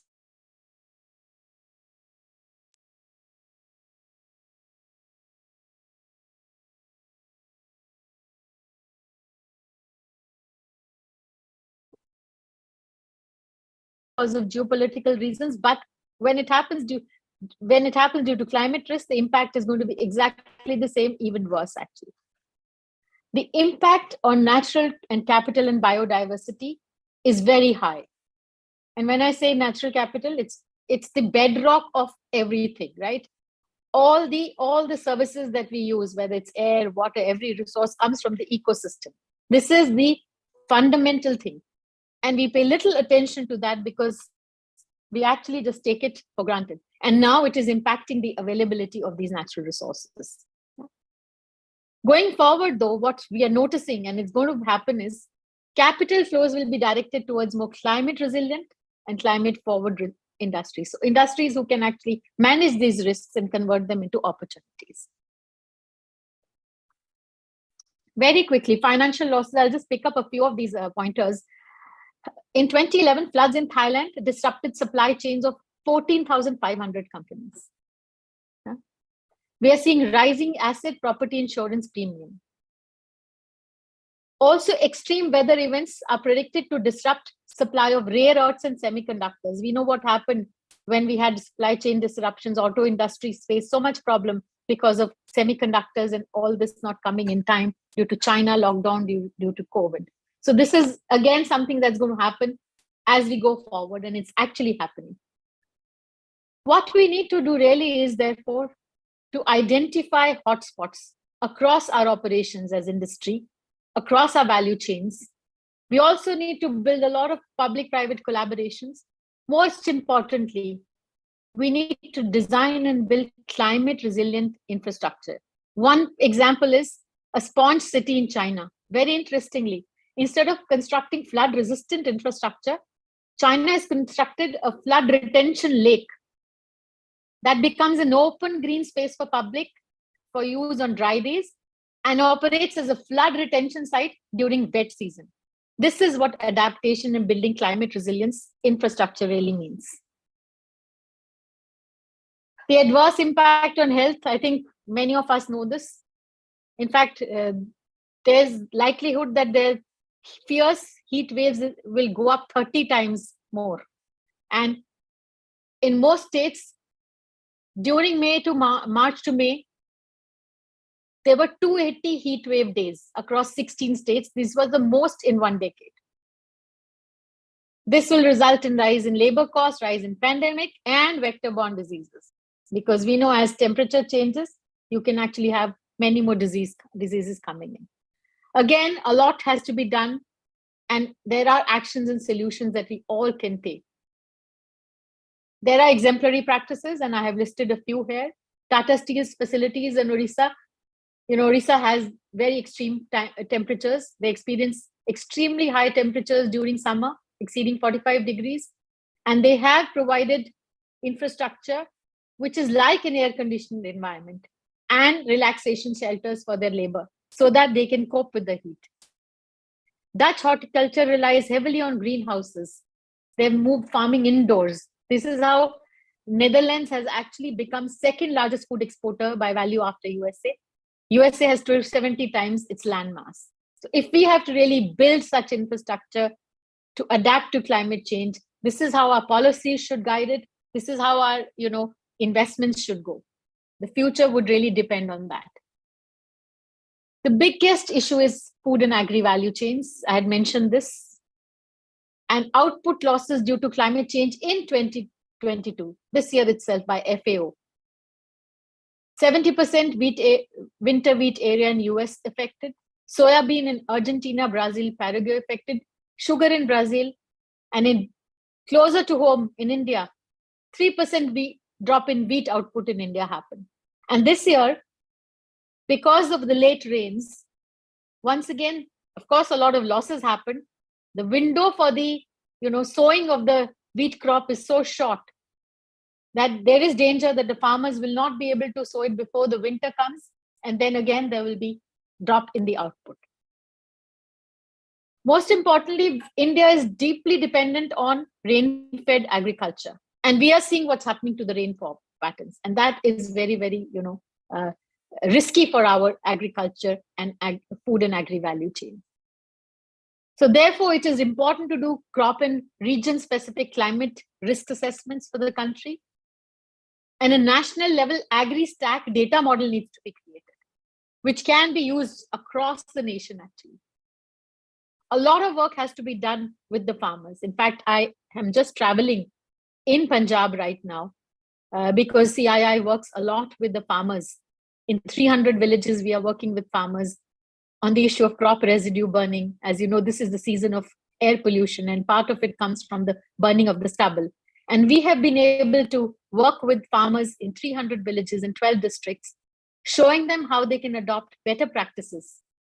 And not only does this help them manage stubble better, this is actually resulting in building sustainable and climate smart agriculture practices and making them more resilient, because they need nearly 15% less water when they actually do in situ or into the soil use of the stubble, because then the requirement of water really goes down. So similar such things have to be done for every crop, for every region, and there'll be no one size fits all.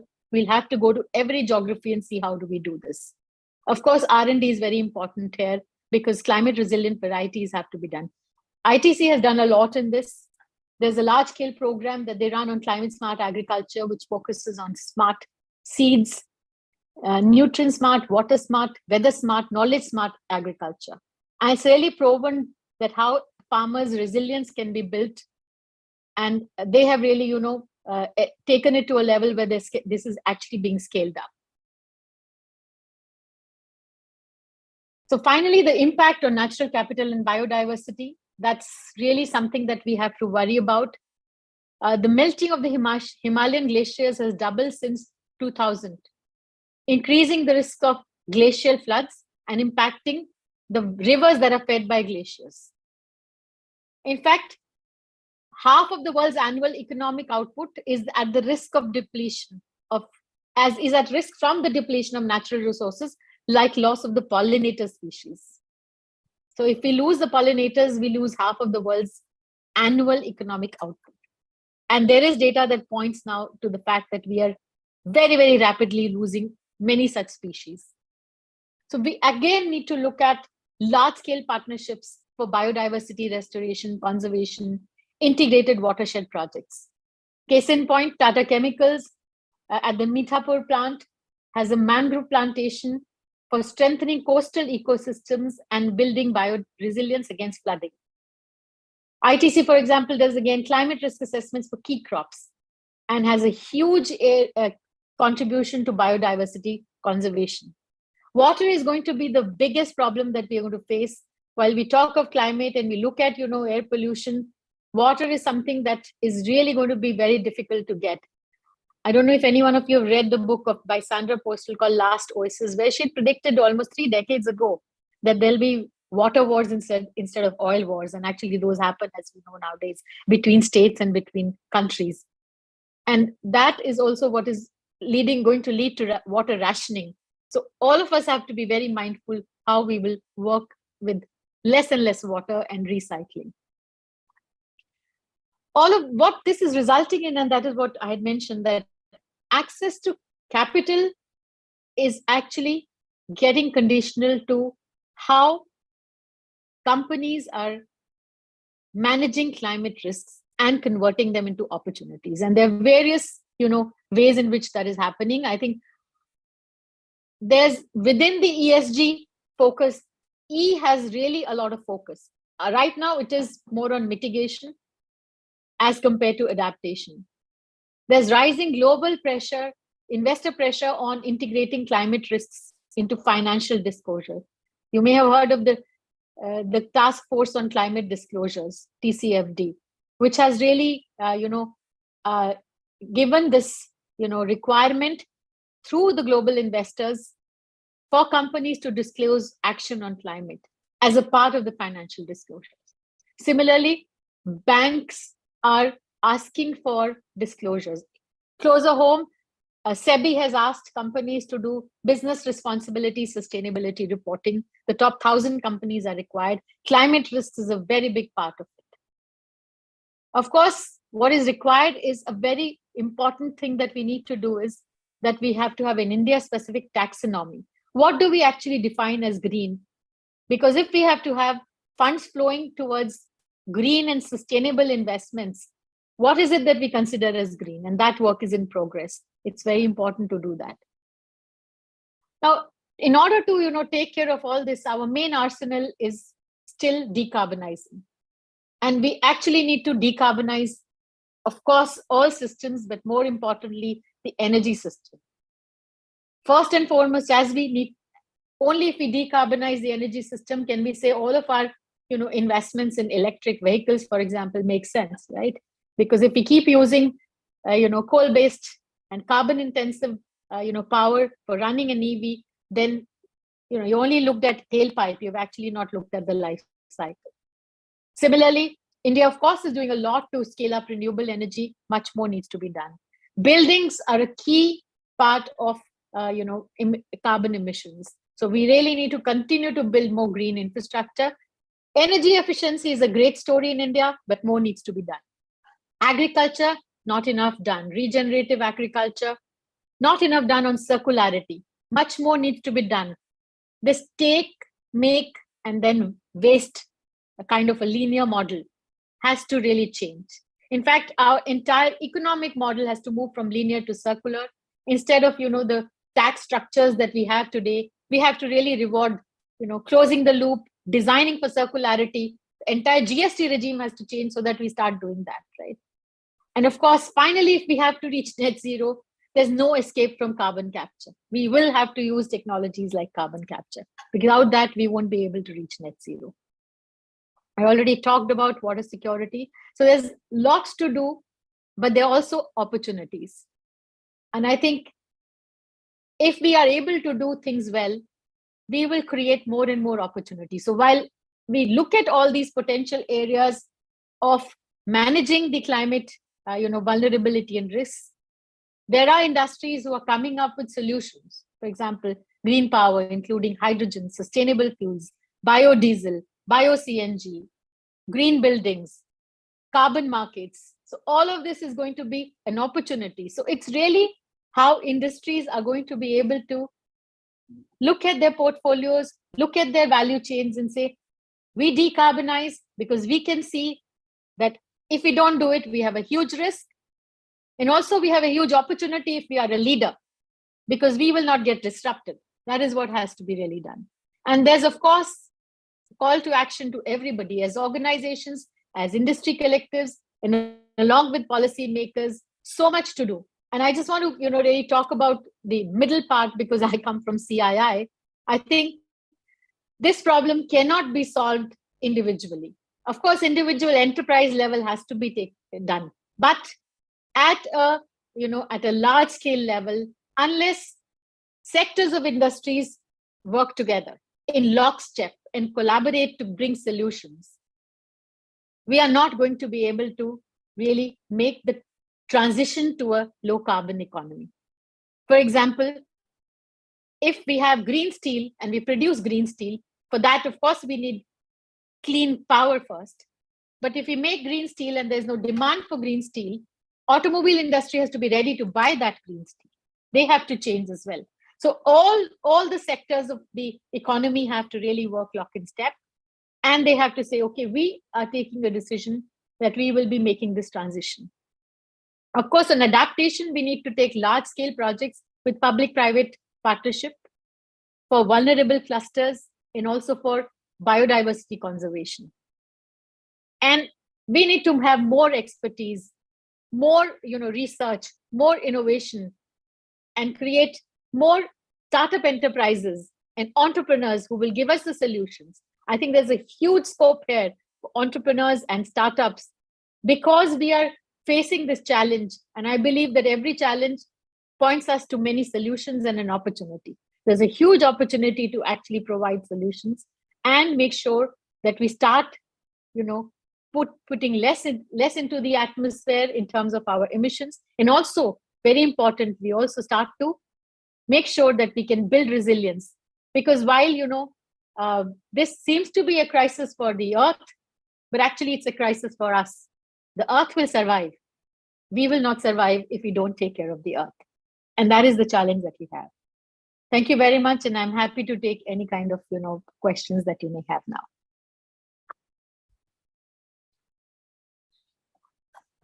Thanks a lot, Ms. Seema, for giving such insightful talk. And it's really going to help us a lot in creating a sustainable future.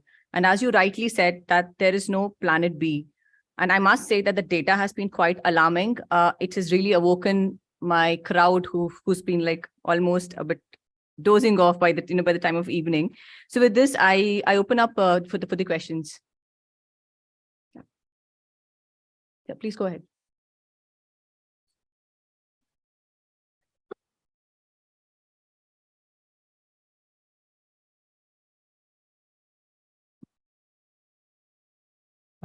Hello, ma'am. This is Chinmay, and thanks for the very useful presentation. Incidentally, I come from Odisha. As you mentioned in the presentation, we experience high heat wave and floods, cyclones. I faced myself, so it makes a lot of sense what you say.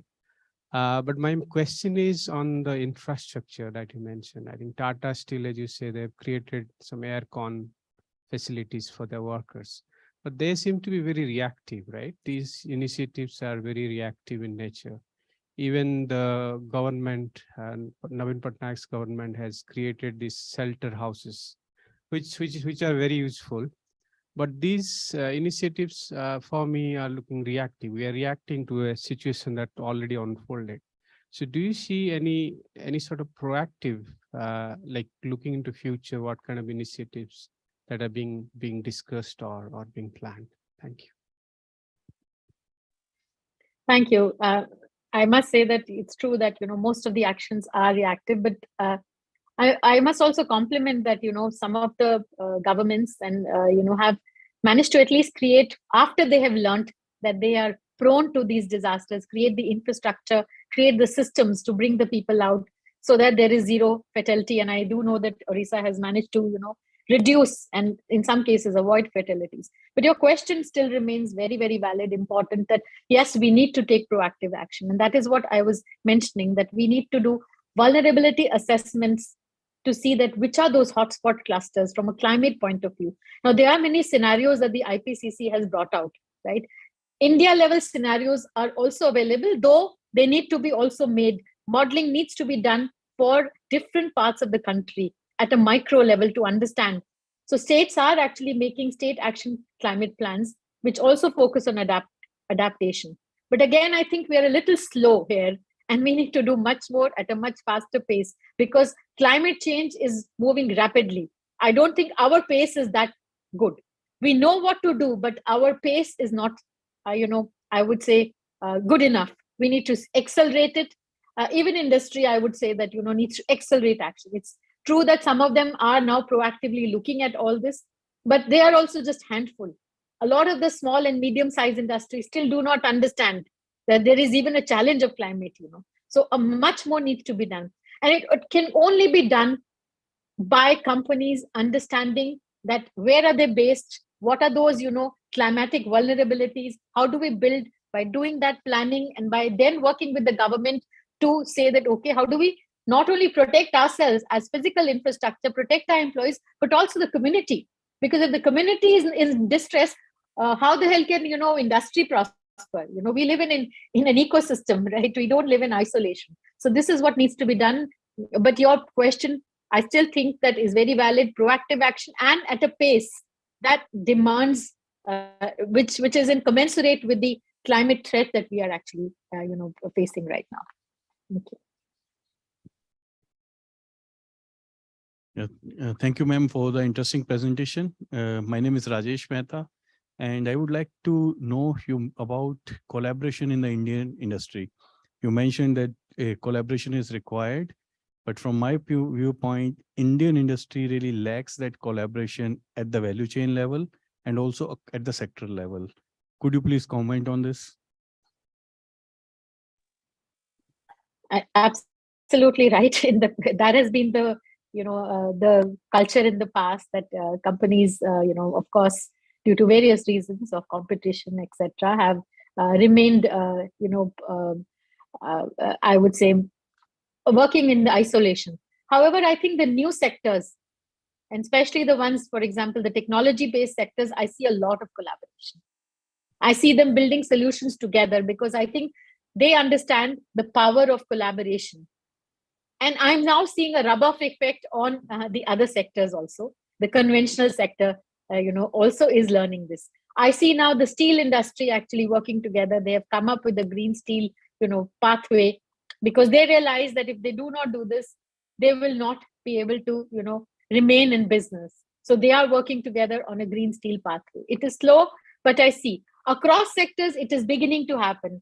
As CII, we are launching, very soon a sustainable mobility initiative, which will bring all the mobility sector players together. The whole purpose of launching this initiative is that we know that the mobility sector is completely changed, right? I mean, even a Sony can make a vehicle today. So it's not just the powertrain manufacturers who will do it. So there's, different, industry sectors who need to come together and work on the mobility sector from a sustainability, clean, accessible, connected mobility point of view. So as CII, we are trying to put together these platforms where we bring industry together and provide them that facility to collaborate for a common purpose, right? And I'm seeing that they are now willing to do that in certain sectors. It's not the same for every sector. I see this in the IT sector and the technology sector happening very well. I'm seeing this happening in the mobility sector now. And I think we will see this happen in the cement and the steel sector, the hard to abate sector, because they are getting pushed to the wall. So they have to do it. Yeah. Traditionally, they don't do it, but I think, as I said, necessity is mother of invention, and they have to invent new ways of working. And as CII, it's our job to actually provide them the platform, which we are actually trying to do. Thank you. Thank you, ma'am. I'm Shreyas from PGPM, second year. So, I mean, you spoke about urgency, and one of the problems with climate change is it's not visible, right? It's something that's going to hit us later. It progressively gets bad, but to be able to move at speed, you need to bring that urgency maybe through policy and through unpopular policy, right? So as an industry body and recognizing the urgency required, how do you walk that tightrope of bringing the urgency, but also convincing, say, the government to bring in a policy that might not necessarily be very popular?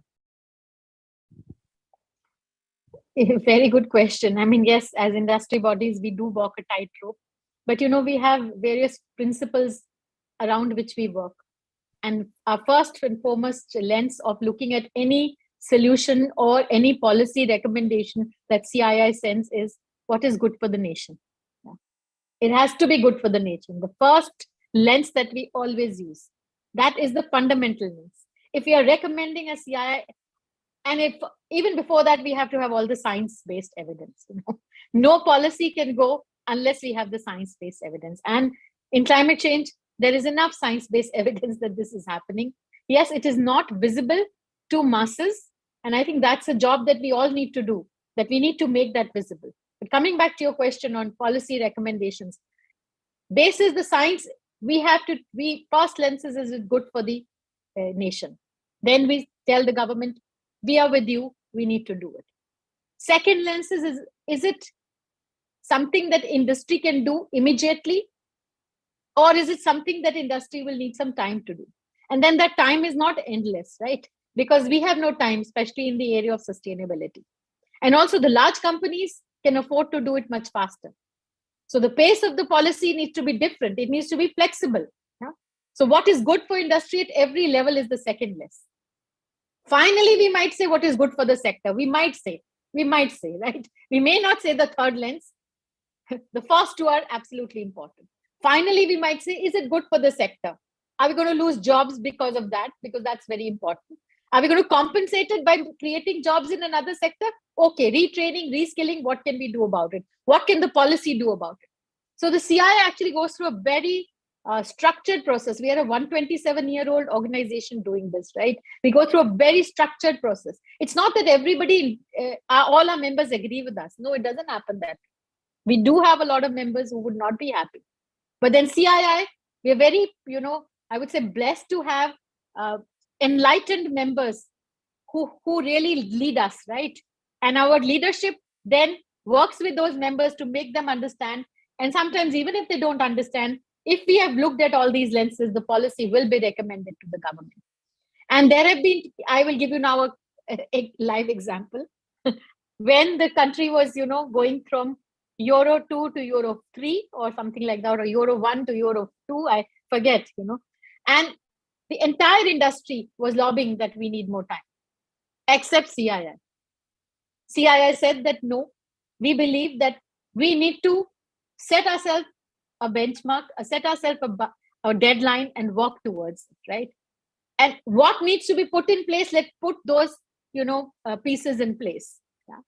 And we were led by Mr. Ratan Tata, I'll be honest, right? So, however, the government did listen to industry and changed the deadline for 1 year. Mr. Ratan Tata told his group, we will do it the day we had said we will do it. And we will not delay it by that 1 year.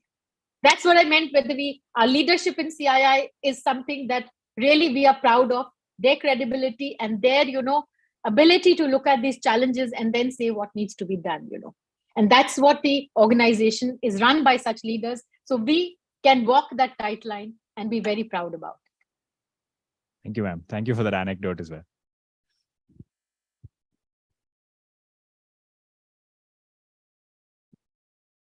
Thank you, ma'am. Ma'am, as you know, UNFCCC, United Nations Framework for Convention on Climate Change, it issues carbon credits as an incentive to those countries who reduce CO2 emissions, which are tradable as well. So on domestic front as well, can the government implement such similar framework to industries and enterprises within India, where it can issue carbon credits to those enterprises who follow sustainable practices, which are also tradable? Or is there anything that government is already doing on the similar lines? Yes, just to say that right now the carbon market mechanism globally is under negotiation under Article 6 of the Paris Agreement. And starting Monday, there will be negotiations in Sharm el-Sheikh, Egypt on this Article 6 as well.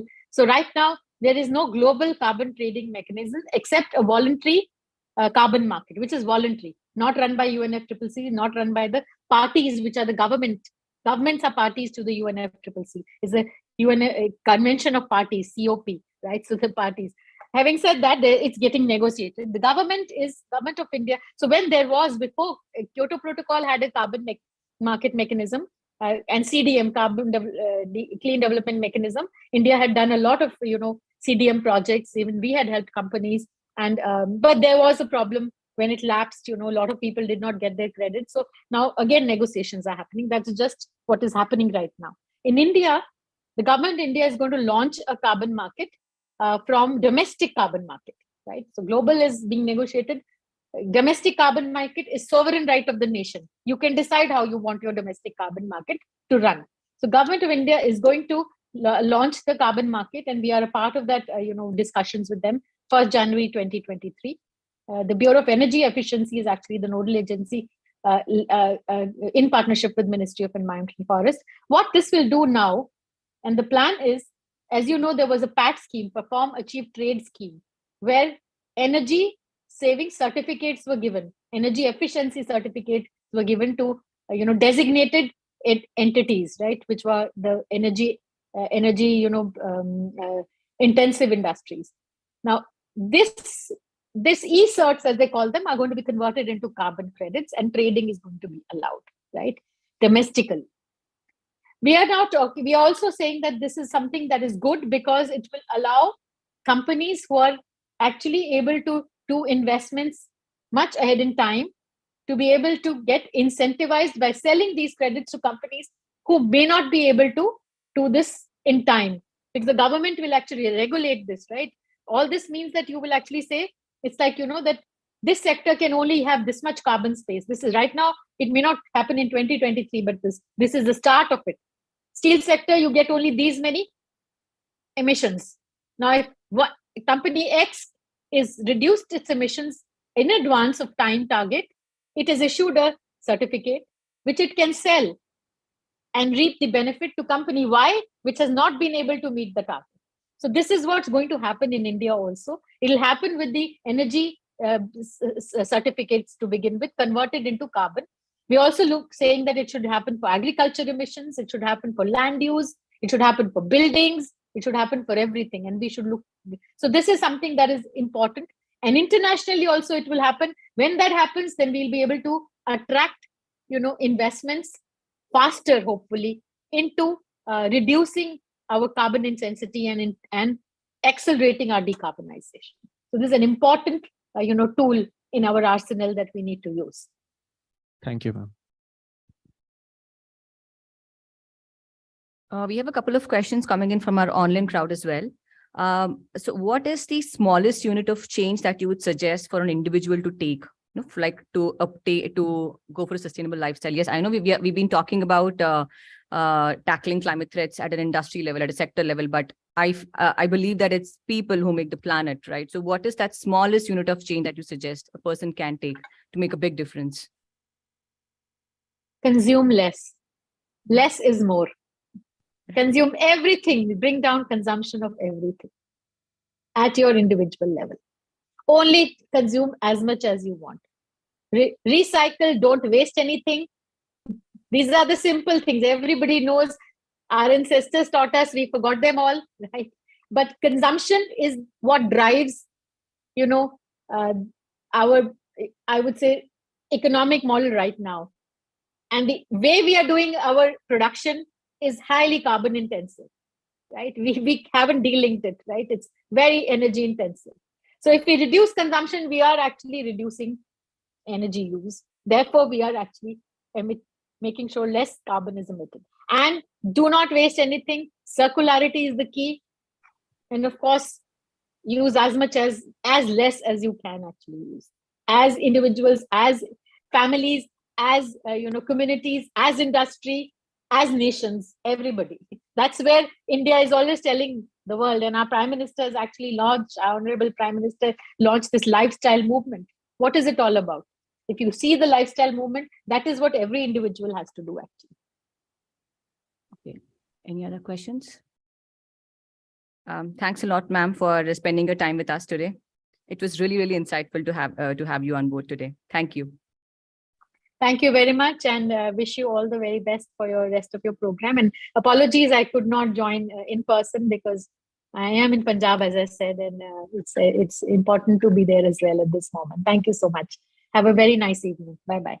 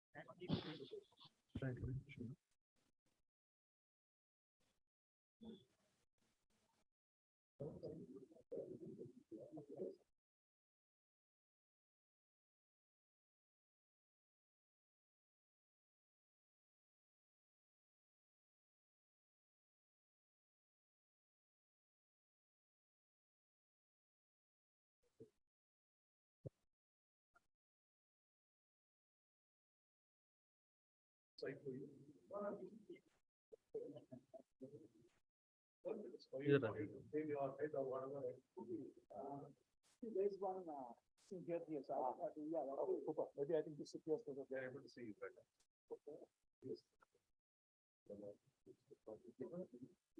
Thank you.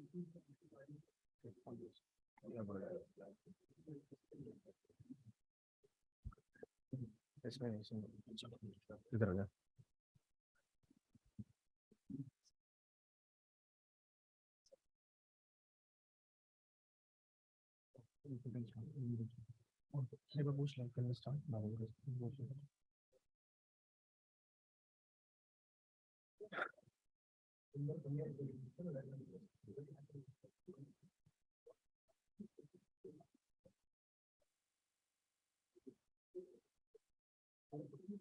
Hi, Ravi and Christy. Can you hear us? Hello. Awesome. Thank you. Hi. Good evening, everyone. I'm Shrikant from PGPM first year. Our first panel for the day is the different dimension of sustainability. This panel consists of leaders and thinkers from different industries like mobility, consumer products, and logistics. The panel will discuss various facets of sustainability. By understanding the major research areas and discussing how the companies are working towards making green products affordable. Let me introduce you the panelists. Mr. Thamim Kamaldeen is the Managing Director of Signaling Business for Alstom Transport India Limited. Under his leadership, 95% of the engineering turnkey projects of APEC have been delivered out of India. This is the main key for made in India projects. Along with building a team which grew from 160 to 2,500 plus employees, he has established the hub as a global center of competence for state-of-art technologies. Prior to this, he was leading Bombardier Transportation and oversaw R&D of 14 countries.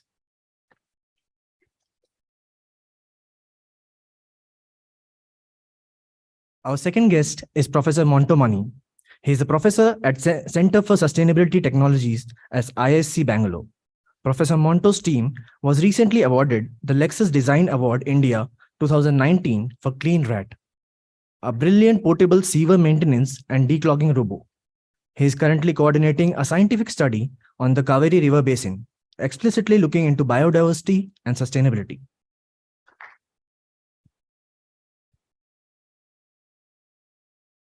Our third panelist who is joining us online, Mr. Ravi Arora. He is the Vice President of Group Innovation at Tata Sons. He has led an innovation program under the aegis of Tata Group Innovation Forum as a member convener. He has been a member of various innovation programs at Tata that touched more than 70 companies and 10,000 Tata managers. He is a published author, and he has recently been in news for his book, Making Innovations Happen and Igniting Innovations. He has been cited in multiple publications and papers. He is an XLRI Jamshedpur alum, and he holds an engineering degree from IIT Roorkee.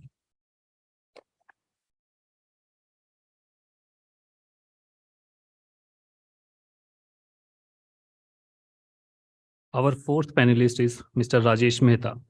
He is a technology and management professional with 17 years of diversified experience in the global petrochemical industry. He has deep corporate sustainability, strategy, business, and financial modeling expertise. Rajesh has co-authored 20 publication and technical reports and delivered 23 conference presentations.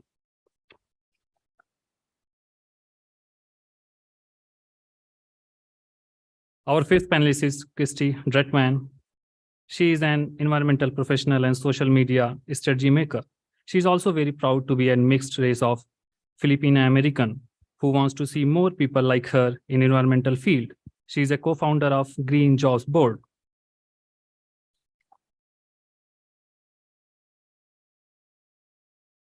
Our moderator for this panel will be Professor Vinay Dabolkar, who is visiting faculty at IIM Bangalore and IIT Bombay. His specialties includes innovation strategy, design thinking, mindfulness. Professor is co-author of book 8 Steps to Innovation, From Jugaad to Excellence. The book was awarded first prize by Indian Society of Training and Development in 2013 and 14.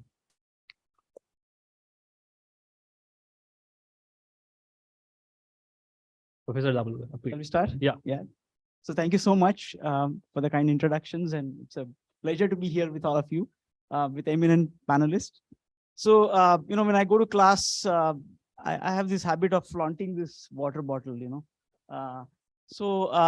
you feel like you're earning few points on this sustainability friendliness. But of course, I'm aware that when I'm driving from Indiranagar alone in a petrol car, to and fro, that's more than compensated whatever points I'm earning.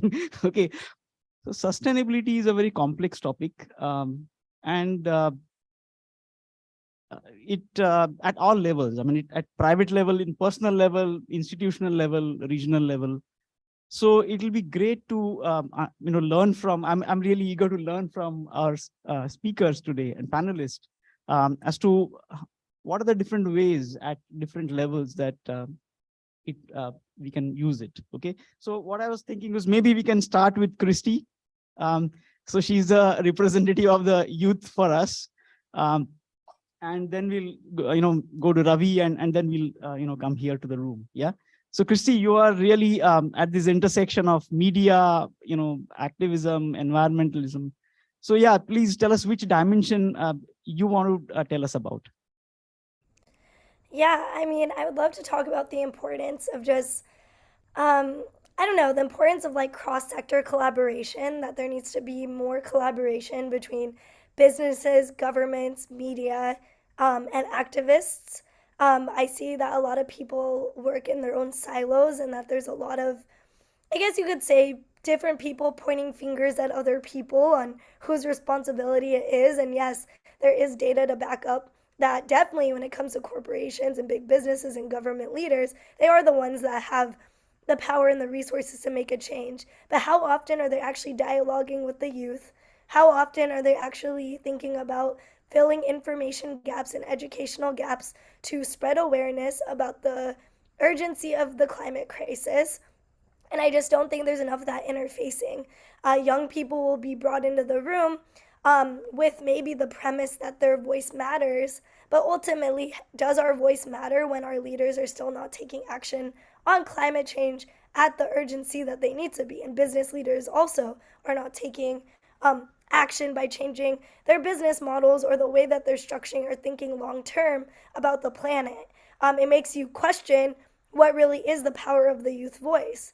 And so for a lot of young people, we're really frustrated with the inaction of those of, who are supposed to be in these high positions of power, not doing their job. And I think that the role that young people play in this is so critical because we are moving the needle and we are making noise. But ultimately, we need people in positions of power with resources to listen to what we're actually saying and implement it by putting the funding and the power and the resources to actually make that happen. Okay, thank you so much. So actually, that's a good. Sorry, I didn't mention about the timing, but I think her timing was really nice. So I think what I think is for a first round, it may be a good idea to keep it about 5 minutes for each of us, and then we'll go round again. Yeah. So next, Ravi, over to you. You are of course looking at innovation programs at Tata Group itself. Such a broad view you have, and then you have reflections on your books. So please. How do you really, which dimension do you want to highlight today for us? Thanks, Professor. I have read your book. When I started working on innovation, your book was something that we used to use it as a textbook, so to speak. So thank you for that. And thank you for the opportunity. Could not meet you, but feel good, feel nice, and feel proud to be in the panel, which is being facilitated by you. We at the Tata Group have added a few dimensions to sustainability. The traditional one was the social side, being more socially responsible, which is the Tata Group is known for. We all, perhaps most of us know that Tata Group is known for its social activities, social projects, making a difference in the society.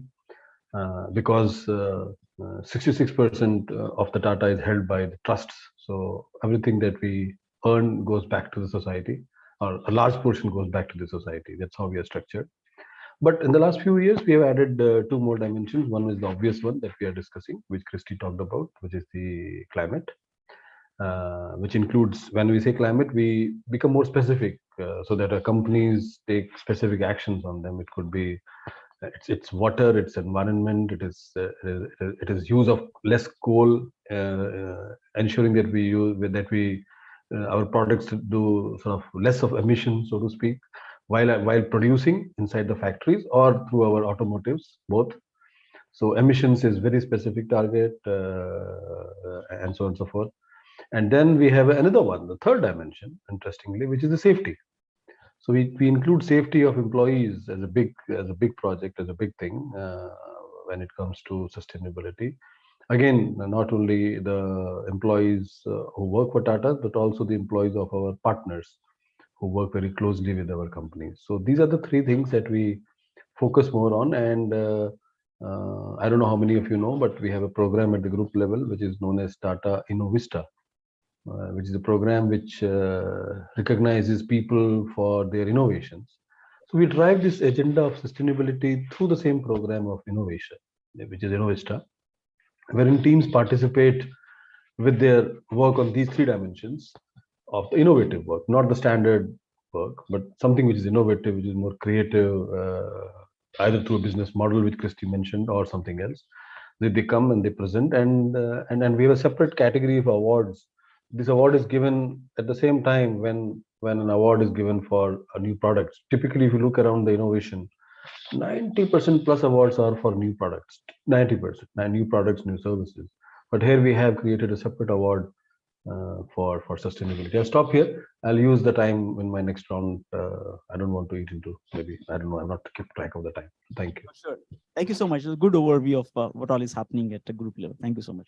Okay, so maybe we'll go from this side, right, left. So yes, over to you, sir. Okay. First of all, thank you for having me here. As you can see, my name is Tamim Kamaldeen. I represent a company called Alstom. I am not sure how many of you know about this name called Alstom. How many of you? Ah, super. Looks like, we have some of our spies here, who would have, engaged with you guys. Just to talk a little bit about us, and I'm not trying to make a sales pitch here, because I'm sure you're not going to give me any orders after this presentation. Okay. But I just want to when we talk about sustainable mobility, I think you definitely cannot miss out on Alstom. Okay, we are one of the world majors in rail transportation. So anytime you talk about sustainable mobility, you cannot forget railways. Coming to what is it that Alstom is about? Here I am to talk about sustainability in sustainability. Okay, so I have this double dilemma actually. So when you're talking about so sustainable, okay, anyway, rail transportation is sustainable. What else can we do? If you look at it, there is this energy plan, what we have in India today, that by 2030, I think we want to be fairly as away from carbon generated energy as possible. Okay, so taking a cue from this, Indian Railways also wants to be green railways by 2030. Okay. And I don't think this can be made possible without partners like Alstom being in the picture today. Alstom, we have been with India and and its railways, both be it passenger as well as freight for a very long period of time. Okay, if you look at it, the first metro that came up in India was basically commissioned by Alstom. Okay, that is in Delhi, Delhi Line 1. Today, we have close to about 6 lines of Delhi Metro is done by Alstom today. Okay, and similarly, if you look at it, the first communication-based train control, okay, which is one of the innovative technologies in transportation, that also, if you look at it on the signaling side, that also, if you look at it, was done by Alstom in India. And also, if you look at it, the most powerful locomotive that is there with Indian Railways today. Okay, we are talking about, I don't know, upwards of 12,000 horsepower. Okay, so this also is a product of Alstom today. So if you look at it, I think be it the passenger side or be it the freight side, okay, the reason why this becomes so relevant, if you look at the sustainability and the environment context is, out of some bookish knowledge that I have, sir. Okay, we were seeing that if a passenger is using a car, I believe he consumes about 9 grams of carbon dioxide per kilometer of travel. Okay, sorry, he 90 grams. Okay, metro is 1/10 of that. Okay, similarly, you take freight traffic. Freight traffic, if you look at it today, we have only about, I think, 36% or something like that of our entire goods that is being carried by that's being carried by rail transportation. And rail transportation carrying freight is like around 7 times lesser carbon footprint than the same thing being done by trucks for a ton. Okay. So here also, if you look at it, I think that is so if you look at it, changing over to what do you call, to rail, I think it can be a very no-brainer in terms of going towards it, because mass transportation and when you're talking about a carbon friendly, I think definitely trains are there. And not only this, I think if you look at it, the way in which we do this, the way in which we are in India, if you look at it, we have 6 major factories. Okay, we are manufacturing locomotives, we are manufacturing what do you call, metro trains, we are manufacturing so much we are doing. Okay, and we have close to about 10,000 employees in India, which is around 15% of Alstom's global population. We are here in India to stay. Okay, I was just joking to Professor Alam when I was here. Okay, a lot of our competitors, they also sell refrigerators and washing machines. Okay, but we make only transportation. So we have to succeed in this.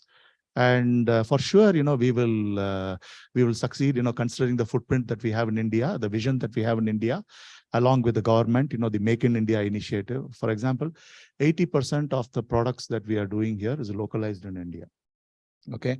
And on the sustainability element, if you look at it, about 96% of our product, if you look at the metro trains that are coming out today, sir, 96% of the elements that we are using there are recyclable and 99% is recoverable.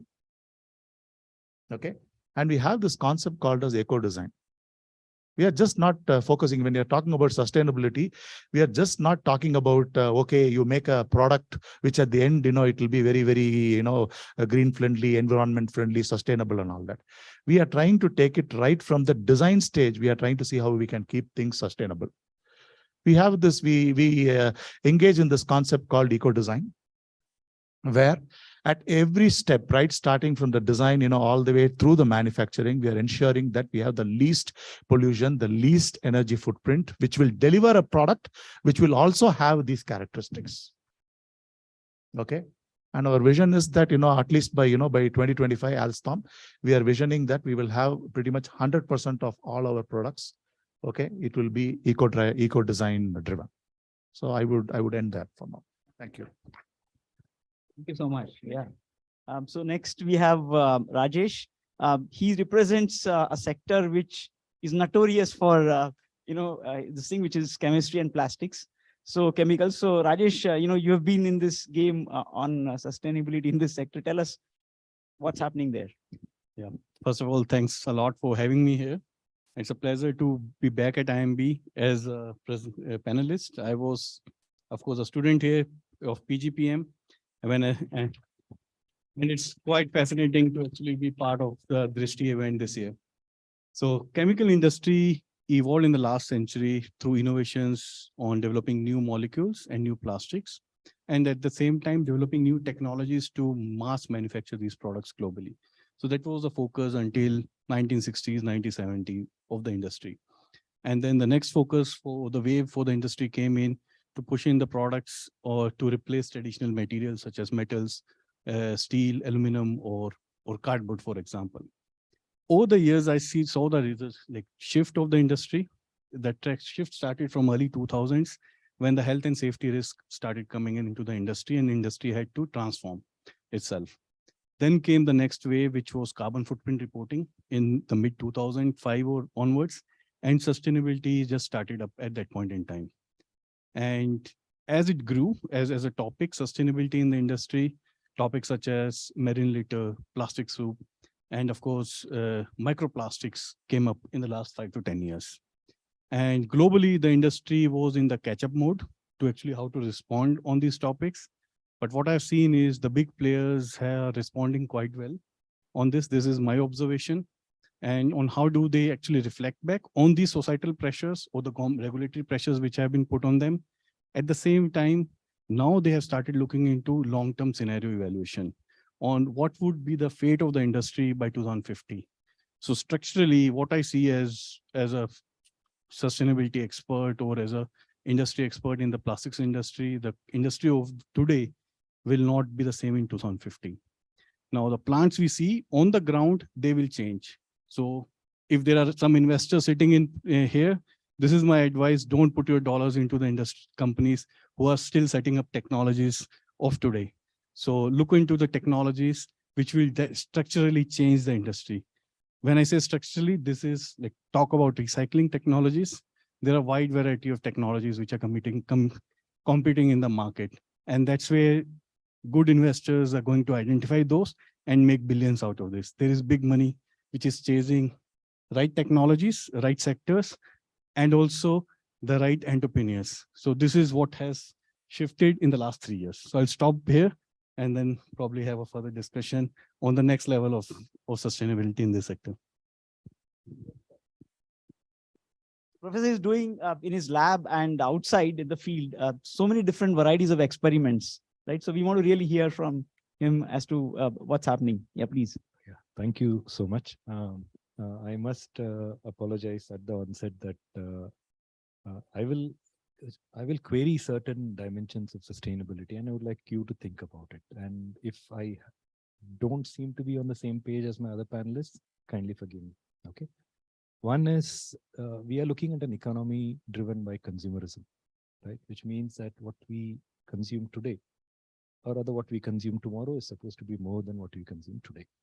So fundamentally, that premise itself doesn't align with sustainability. That's one. The second part is that we mistake consumerism to prosperity, right? They're not the same, right? If you ask yourself as a community, as a state, are we prosperous? We equate it to GDP, GNP, and all of that. Okay, so it's just food for thought here, right? I'm also challenging this notion of efficiency-driven measurements or assessments of sustainability. I'll give you an example. What's the most fuel-efficient vehicle that you can drive today? Fuel efficient. So you have to consume some fuel. Yeah, walk, all right. But I'll give you an example here, okay? And this is the state of the society. I was at one of the village markets where there's a lady who was carrying vegetables, both hands, lifting it, right? So as soon as an engineer sees it, she'll say, okay, that's drudgery. We should do something so that it sort of helps her, not carry so much. Then obviously there's a business model and entrepreneur will come and all of that. Then what happens is that this lady is convenient, comfortable. She doesn't have to carry anything. Probably there are door deliveries. And you don't travel much out because obviously you can see the traffic outside campus. Now, the thing is that you eventually end up leading an obese life, right? And when you end up leading an obese life, the doctor starts to recommend, okay, so much of footsteps per day, burn so much calories, change your diet and all of that, okay? And then you go to a gym, right? And a gym is also an awesome business model where you go to an air-conditioned gym, right? And the gym instructor gives you 2 kettles and he says, walk up and down the gym. And that's called the farmer's walk, right? Because when the farmer does it, it gives you a whole body workout. When the farmer does it on the field, we call it drudgery. When we do that in the gym, we call it workout, right? Now, the thing is that where are we really looking at here? And like, like my colleagues here were saying that, okay, there are dimensions of sustainability within sustainability, right? And it is challenging because one end we need to sell, we need to be prosperous as a company. But I'm really, really impressed by the fact that companies are turning around. If you look at their CSR reports, they're really oriented in the right angle. And the only keyword that I would like to put now is restorative businesses. Right now, businesses have only spoken of exploiting nature.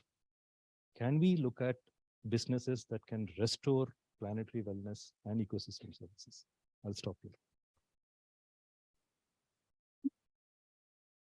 So it's really nice to see so many different dimensions coming out, and it's really nice, Professor, that you questioned some of the core things as to what. In fact, I remember Jay Forrester's work where he said sustainable development. Is that what it is? He said oxymoron, right? That's the blog I wrote in 2009. I remember first time I came across the term sustainable development is an oxymoron.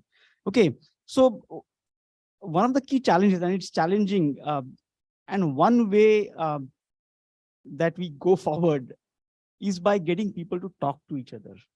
And I'm assuming that this is an area where a diverse set of people, if decisions have to be made, either in the boardroom or outside, how do you get people to actually talk seriously? Okay, is one question I have, and each of you might have.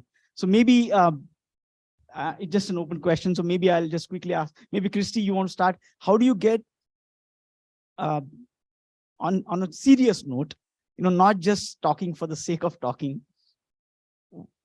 how do you get people to actually talk and sit together and talk on this? What, any quick observations if you have, please. Yeah, I would say that like some things that I've observed is that people want to know that embracing a more sustainable lifestyle, all these things is going to add more to their lives and not take things away. So whether that be more economic opportunities or, as was talked about, like sustainable transportation, things that will make it easier for them to get from point A to point B, things that actually help them in their day-to-day life is actually so important. And I don't think it's messaged well enough, because sometimes we talk about the climate science and then we put all this data and we'll put all these charts and talk about carbon emissions and net zero and all these things. But it's like when it comes down to people's day-to-day lives and wanting to get on board and have these conversations, they just want to know, are these things going to make things easier for my family, make things easier for my life? So it's really important to be able to communicate those incentives. And also, like, yeah, how does it benefit your lifestyle by not being exposed to things like toxic chemicals that can cause things like cancer, being exposed to cleaner air that's not going to also cause you cancer or other respiratory infections. Being able to say that X, Y, and Z technology is going to provide that, and then actually implementing it and having these case studies that show that you're able to demonstrate in a community that there has been notable differences. Those kind of stories make a huge difference, for my opinion, because there's enough doom and gloom on the internet. You can find it anywhere you look, but where are the stories being told about the solutions and who's building the solutions and what's happening? You know, today was the first time I learned about this sustainable mobility company, you know, and like, I know that you all are really big in where you all are at, but this is the first time I'm ever hearing about you all, and I'm following you on Twitter now, and like, that's cool. But I'm like, where are the stories like that where you're actually teaching people like, hey, if you would want to build a business model like this is how, you know, obviously not saying everything that you've done, but like giving other people the model to demonstrate the solution and doing storytelling around it. I think there needs to be more of that. And also, like, when it comes to scientists and experts, they need to partner more with people who know how to do media and storytelling. So I've actually worked with researchers at Harvard who do public health research, and we were starting to experiment. How do we take these very dense academic reports about PM 2.5 and air pollution, and how could we actually turn that into a 1-minute video to start teaching people about what that report actually meant? Again, it's about educating people on things that they probably don't know are actually going on in their community, as well as the solutions going on that can actually help solve it. And so I just think that those things need to be laid out a bit more clear, and that there's key data points you can obviously include. And that's where I think there could be the synergy between businesses, scientists, and more creative arts people to make content to educate and inspire more people to take action. Yep, great, thank you. Yeah. And anyone else who wants to say, how do you get people, you know, this is just an open, I just started with Christy, but anybody wants to add to as to how do you get actually the decision makers of different kind? Ravi, you just say, Ravi, you want to? Yeah, sure. So just maybe a couple of minutes.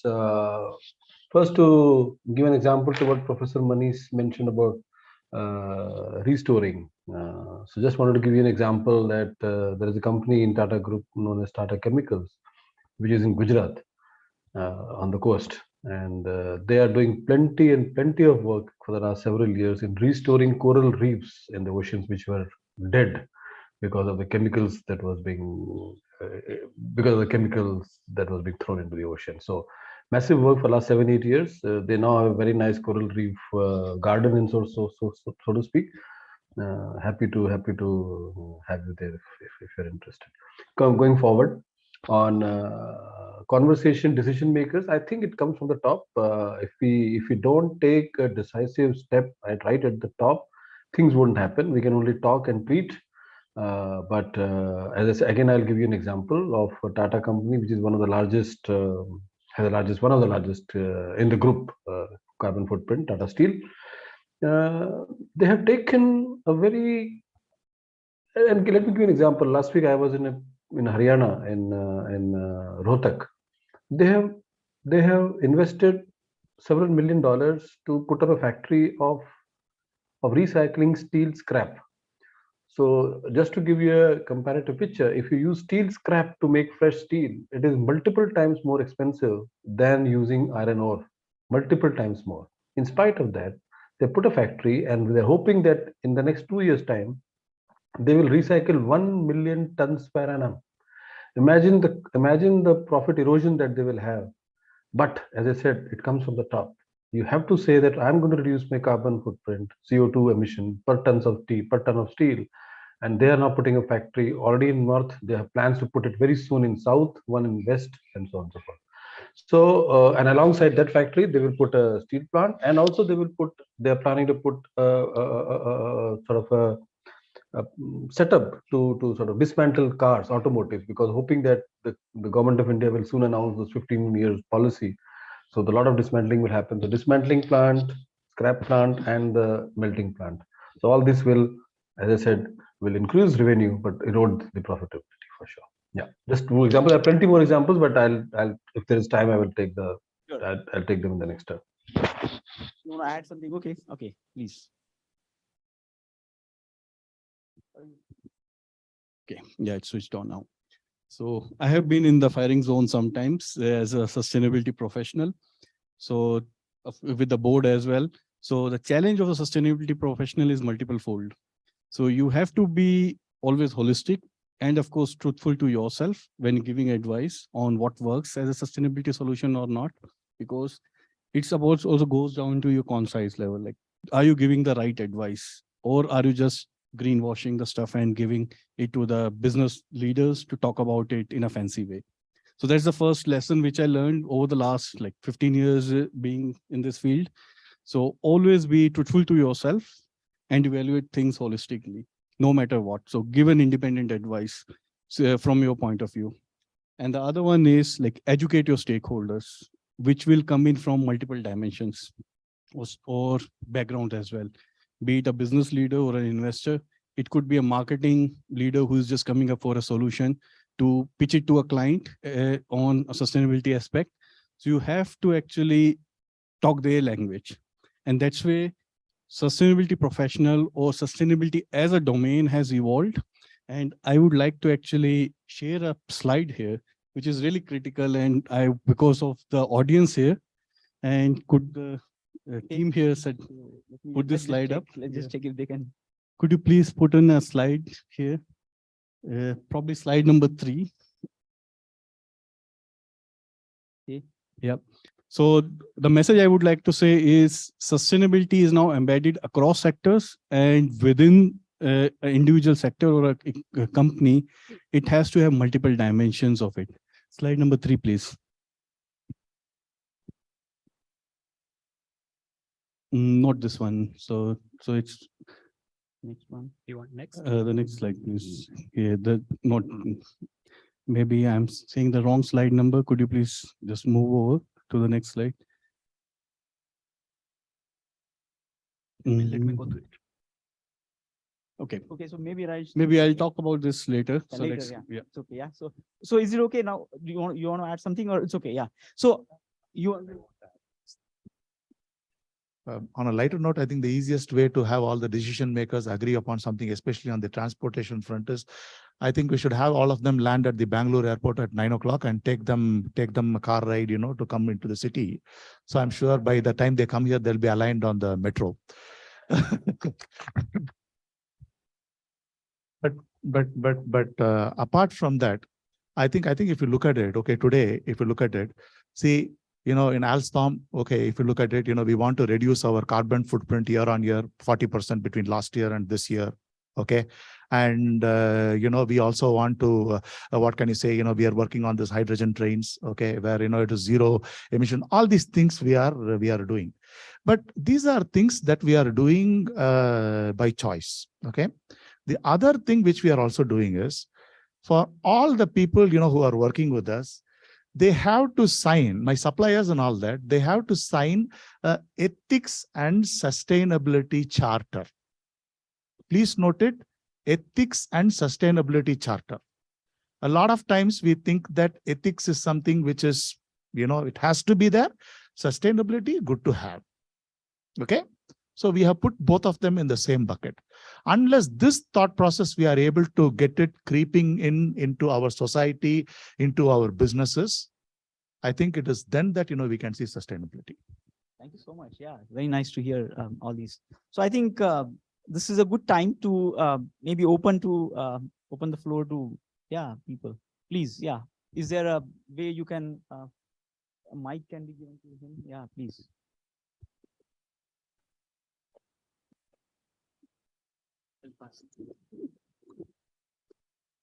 So my question is to Professor Mani. So I want to know your opinion on green tax or carbon tax that can be imposed on such a few companies, right? And the reason I ask is, as we discussed, as you all told, most economic activity has a spillover effect on environment, which is not currently taxed, or which is not, there's no cost to it. There's no direct monetary cost to it, right? So what is your thought on carbon tax or green tax, and should governments do it? Should it be at a global level? And do you think it'll be effective, or should it automatically be part of the economics, some way of it? On the tax part, I honestly am not an expert, but I sort of know the gist of how it works. I'm not so sure it's equitable in terms of benefiting the sections of people that are really marginalized. And today, people look at India and China primarily because of the population that we have, and a significant share of this population is actually rural. And then you have, we're trying to protect the forests and things like that. See, I'll tell you one aspect about climate change, which actually most of the climate models have actually revealed, is that whatever we do today, with respect to lowering our carbon emissions and things like that, it's not going to show up on the planetary scale for another 40 years or 50 years, right? Because climate change has taken more than a century for it to unfold the way it is, right? And even if we were to reverse all the carbon emissions, it's not going to go back to what it was 100 years back. We're going to have a new normal. I don't know how this taxation thing and all that, which spans across generations, actually puts this back in place, right? And that is where I think he spoke of the holistic model. So the holistic model, I think, has to look at multiple generations, multiple landscapes of cultures and geographies. And today, for whatever reason, the resources are not equitably distributed. And so are the benefits. They are not equitably distributed. So in that sense, I really don't know if I've answered your question, but I'm just saying that I'm not so sure whether that will work. Thank you. Yeah, it's good to have an answer begin with "I don't know," because it's really a complex problem, and in that sense, really appreciate it. Okay, anyone else? Yeah, please. Yeah, my question to Alstom representative. So urban transportation is the biggest challenge across the globe, and Metro is doing a good job there. But any inputs or ideas on how you can bring first mile and last mile connectivity, because that would attract a lot of people to board the metro trains, cable cars, or any other solutions? See, on last mile connectivity, okay, there are some solutions that we have in Alstom. Okay, on the softer side, integrating the different modal transports. Okay, there is some solution called Mastria. If you have time, please look it up. Okay, it's a very interesting innovation that we have come up with. Okay, it is being deployed in some European countries. Okay, why not in India also? But apart from that, if you look at it, okay, when you're talking about mass transportation, especially on the metro side, okay, if you look at it, there are you're talking about something that can be done with huge infrastructure cost, and that can be that can be done only on, if you look at it in Bangalore, we are able to do only on the main roads and all these kind of things. Okay, but if you look at it, there are also a lot of sustainable transport mechanisms, like if you look at tramways, if you look at light rail vehicles, which are working on induction motors and all these things. So these are also available as part of the portfolio. Okay. Sorry to say, okay, as from an Indian, I'm telling you, a lot of times, what happens is metros are becoming a kind of a toy for the whims of certain people. Okay, so but if you put your mind to it, definitely there are solutions which are extremely sustainable, which Alstom provides, which can be used for last mile also. One hearty thing which I saw from our Prime Minister's speech on sustainable mobility, okay, which was published yesterday, because yesterday was this Urban Mobility India conference that was there, where I was also speaking. So where they're telling that they want to ensure that they are able to provide the last mile connectivity up to 800 meters from a person's home. A very good thought process that has come now. Definitely, this is possible in our country. And there are solutions which Alstom gives, which are not just the metros, the hard or the huge locomotives you say, but also much lesser, lighter footprint evolutions that are there that can bring it closer to your house. Yeah. Here, sorry. On here, sorry, on your right, sir. Okay, sorry, Yeah. So I'm Chinmay. I have a question again on the Alstom. You mentioned about the eco design and recoverable thing. So being an engineer, so I'm curious because once you have got a platform like engine running, it's difficult to redesign and bring it a new completely design. So how is Alstom taking this big challenge of eco design? And if you can shed some more light. See, I am manufacturing a train, right? I'm manufacturing a train, I'm manufacturing a signaling system, I'm manufacturing a lot of different things. Okay. I can use the same product from one product to another. But the raw materials I'm using, okay, there might be a sustainable material that might cost me 100 rupees per kg, but which solves a purpose. There can be something which is available at 10 rupees, but it is not actually as sustainable. Okay. So it is a call that I can take, a commercial call that I can take. But Alstom, based on our eco-design principles, we will ensure that, be it whatever it is, the footprint of the end product and the footprint of the production mechanism that we are following, we will not change it. Right. We keep it same. Okay. So that is what we are trying to do when you're talking about eco-design. Second row.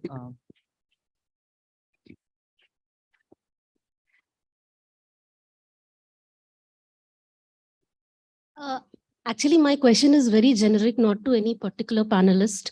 When it comes to sustainability, we hear and see a lot of terms like new business models, new innovations, new sustainable practices. While that is one aspect of sustainability, a lot of significant part of sustainability is about cutting down the unsustainable practices that we as humans have accumulated over the centuries. But that aspect is not focused by neither government or the private sectors. It's all about creating something new, something significant, something innovative. There is no innovation required. It's also about cutting down what already exists.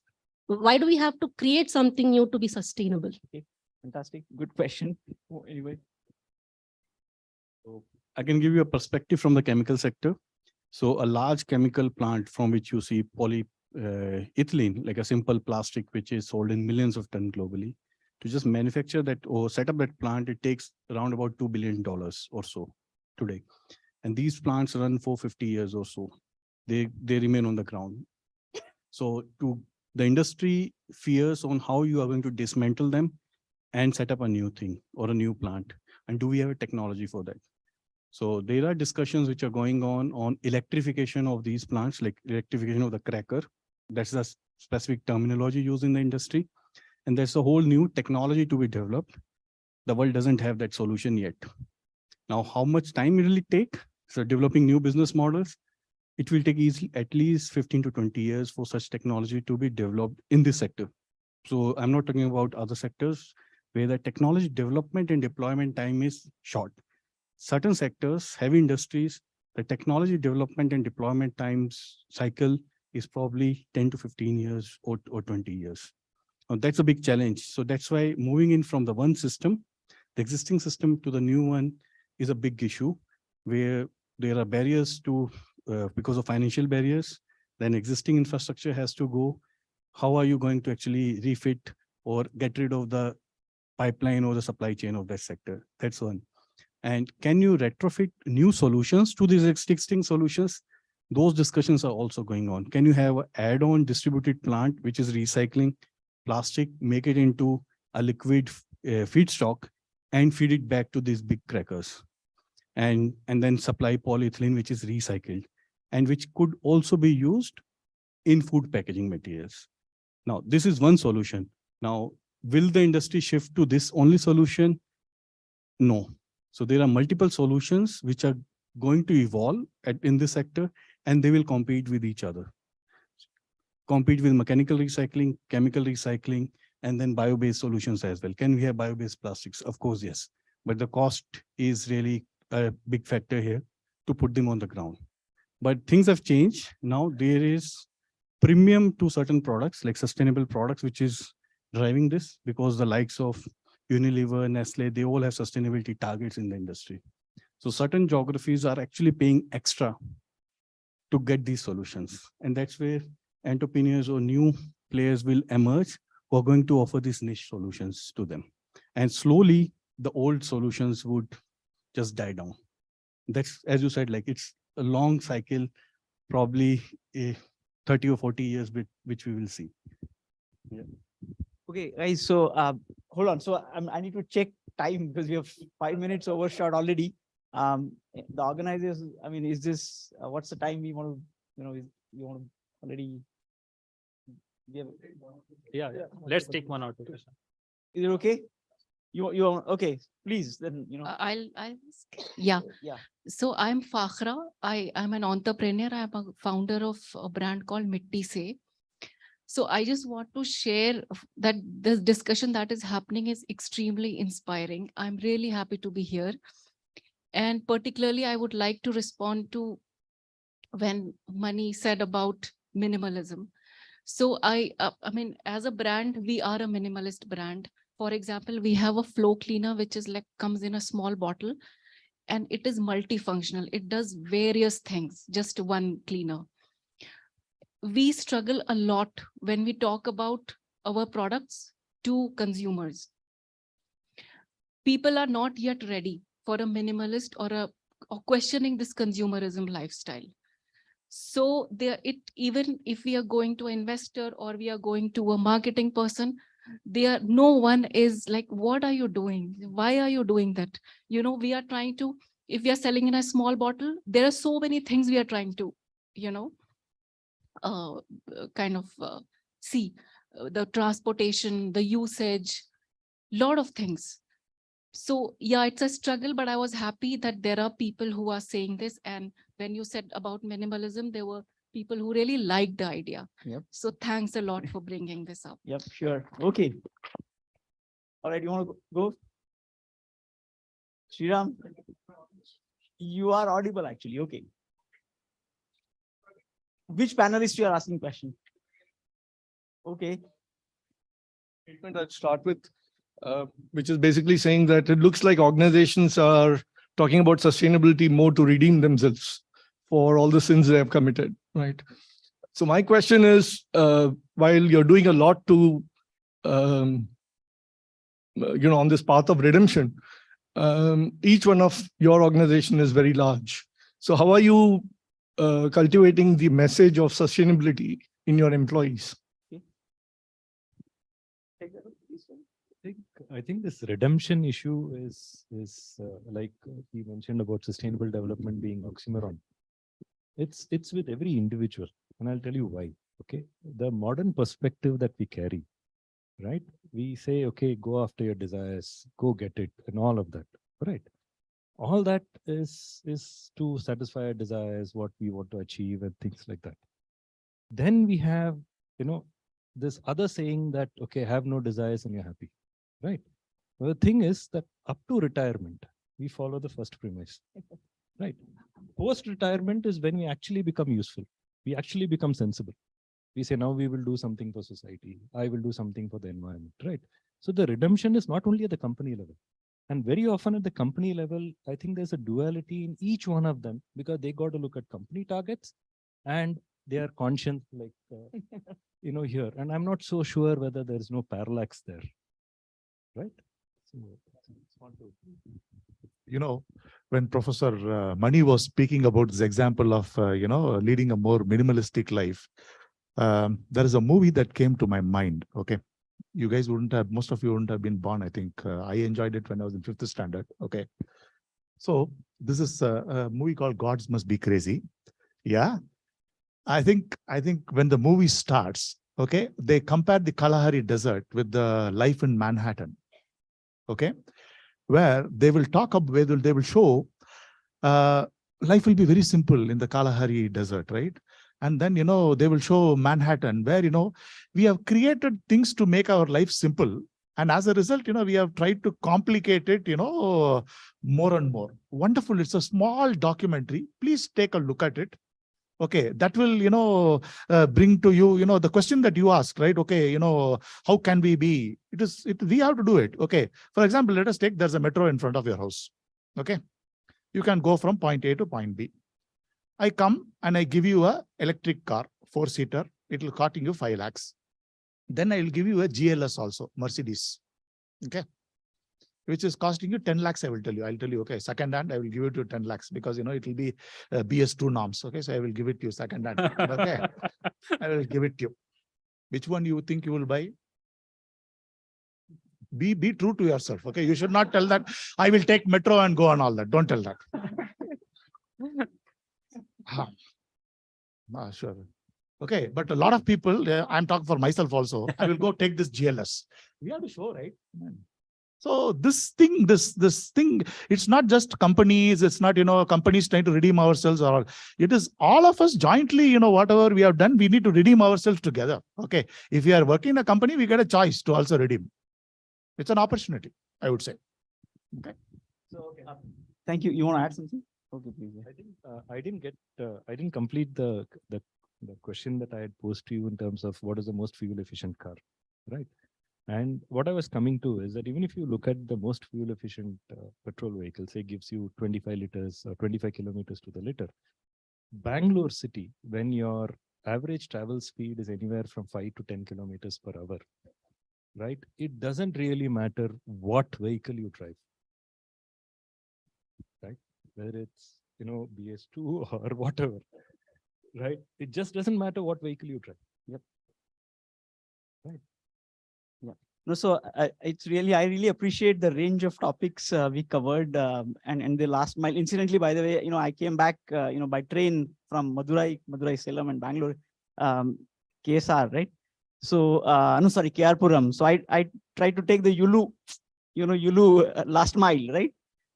Yeah, with backpack. It was not too bad. I mean, it was not too easy as well. The KR-Puram junction being what the hell it is, but still to Indiranagar, not too bad. Yeah. So I guess, yeah, one has to just try different ways of trying these things. Cycle, last 25 years, still have the cycle. All right. So, guys, so I think where we ended up finally, with minimalism and stuff, while it's, we can ask questions to Ravi and Tamim sir about corporate, what's happening in the boardroom. I think at our level, it's, I think that's what I feel. It's a good way to ask, what am I really doing? And what can I do? And I think that's a good way where we can end.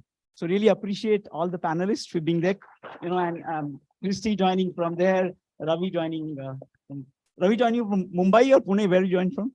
Pune, okay. At home. Really appreciate, all of you, and so much, and thanks for the questions from the audience as well. Yeah.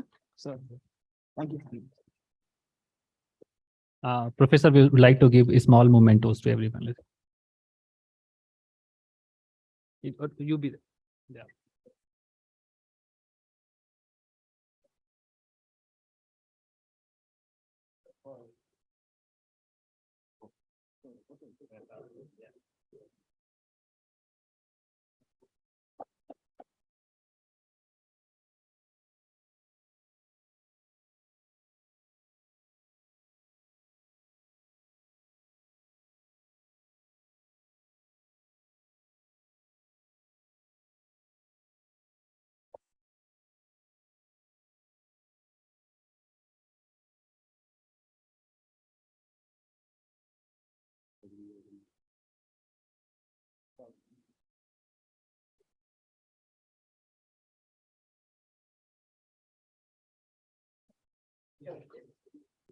Huh? Huh? We'll send you. Oh, we'll send it to you. Yeah. We'll send across this. But everybody has asked a question, and I would like to end by asking one question to the organizers, if you can hear me. We'll send Ravi sir and Christine. No, I was just saying that I would like to ask a question. The question is, this memento that is being presented, is it a sign of prosperity or a redemption? Just leave the thought.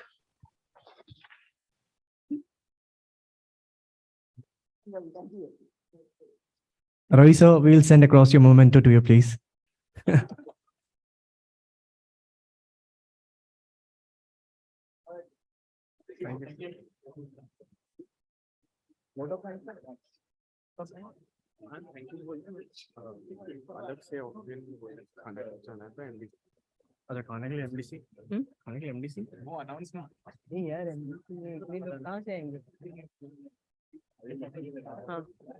Thank you very much for audience for attending the sessions.